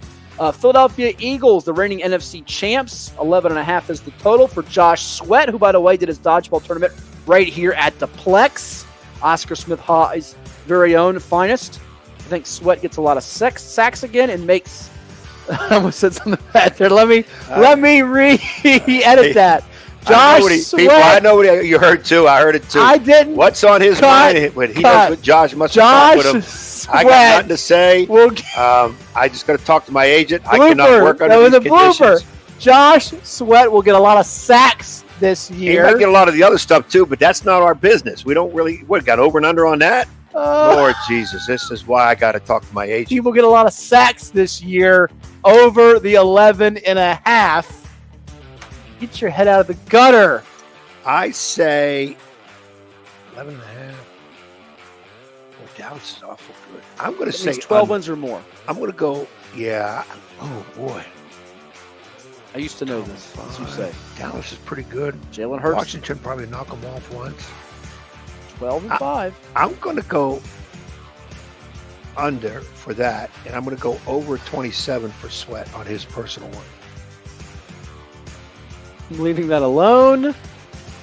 I didn't get 27 sacks, by the way. He might get 12 or 13, but I'm going to go. The other one that you messed up. No, get your head out of the gutter. I'm going over. I think they get to 12 wins, maybe even 13. Because I took Dallas as an under. I have to do it that way. Pittsburgh Steelers, Mike Tomlin, 757, great. Denby High, William and Mary. 8.5 is the tally. I don't think they finished first or second in the division. They're going to be right there with the Browns battling for third. 8.5 is just too many for me to take. I told you I don't have total faith in Kenny Pickett. I have mini faith. I'm going under. He's probably going to take the over and take him 9 wins, because Tomlin never has a losing season. Never does. Never does. Yeah, but you can't go by that now. But I think legit they're 9 wins. They're going to win a game. They play 4 games against Ravens and Bengals. Okay. They're definitely going to win one of those, probably 2. Okay. So I'm not saying and they might lose 1 to the Browns. And they might lose 1 to the Browns. Could lose 2 to the Browns. That's a heck of a They have the Niners as part of their schedule. They have Jacksonville as part of their schedule. They win that. Okay. Who else? Give me somebody else. They have the Rams, the Titans, the Packers, the Cardinals, the Patriots. Ed's got them going 14-3, ladies and gents. I may say more than 9 wins. Like definitely 9 wins. Definitely 9 wins. Lock it. For Pittsburgh. Lock it, 9 wins. You get a tattoo or an earring? No. Can't be doing everything. Why about you get something when these people mess up? I'm not doing that. Yeah. Get a brain. How about that part? Woo! Look at you, mean guy. We got 5 left before we end this show. My agent will hear from me immediately after the show. San Francisco 49ers, 10.5 is the total. For San Fran at 10.5. That division's so dreadful, I'm going to have to go over. But Brock, is he going to stay healthy all year? Yeah, or it's got Sam Darnold, who went out with Arnold Palmer, and they had a drink. Hey, Darnold Sammy Palmer. Darnold better do well, because he's on this guy's fantasy team. That's your third quarterback. No, it's our fantasy team. Don't say this guy. See how he quickly disassociates himself from the fantasy team after his picks. Now, I will say this. When I walked up and said Sam Darnold, I turned back around and said, why did I pick him?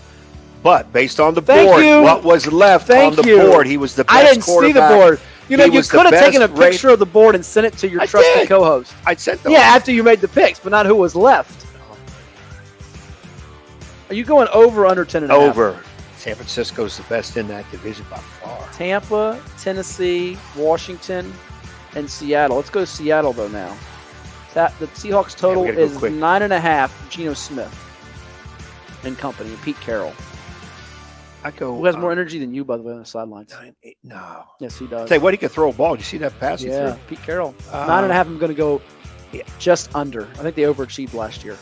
And it's not the Legion of Boom with Cam Chancellor and Richard Sherman back there. Yeah, see, Cam out of Maury High. I want to say 9 wins, but you said it's 9.5. 9.5, so I'm going under. I'm going to have to go under. But I think Tampa Bay Buccaneers at 6.5. Baker Mayfield. They're not very good. I'm going under. I don't need much thought on time on this. They're not very good. 6.5. Yeah, and I think Todd Bowles might be the first coach that's booted out. Yeah, Bowles one of those guys. I think he's an absolute tremendous coordinator.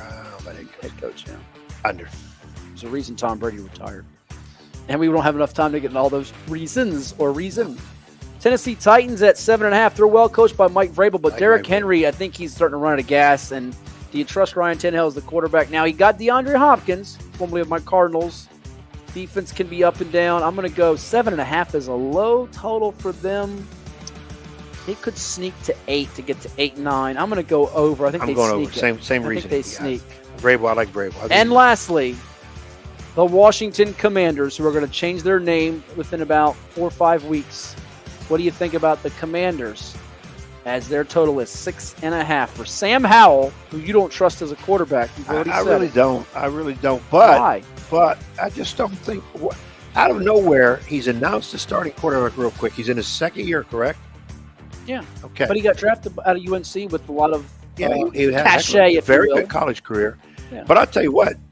I think that's a low. That's one Vegas. I think they get 7-8 wins. So they get 7-8 wins. Yeah, all right, so you're going over. I'm going to go.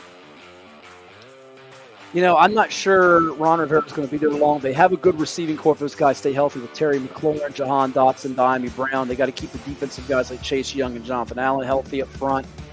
And in that division, I'm going to say they get to 6-11. I'm going to say just under. I think they got the number right about right. They make a lot of Commander fans. I will. That's the NFL over-unders. We've had high school football, college football. Damien Sordelett. This has been a 2.5-hour plus jam. Hey, Brandon Lau.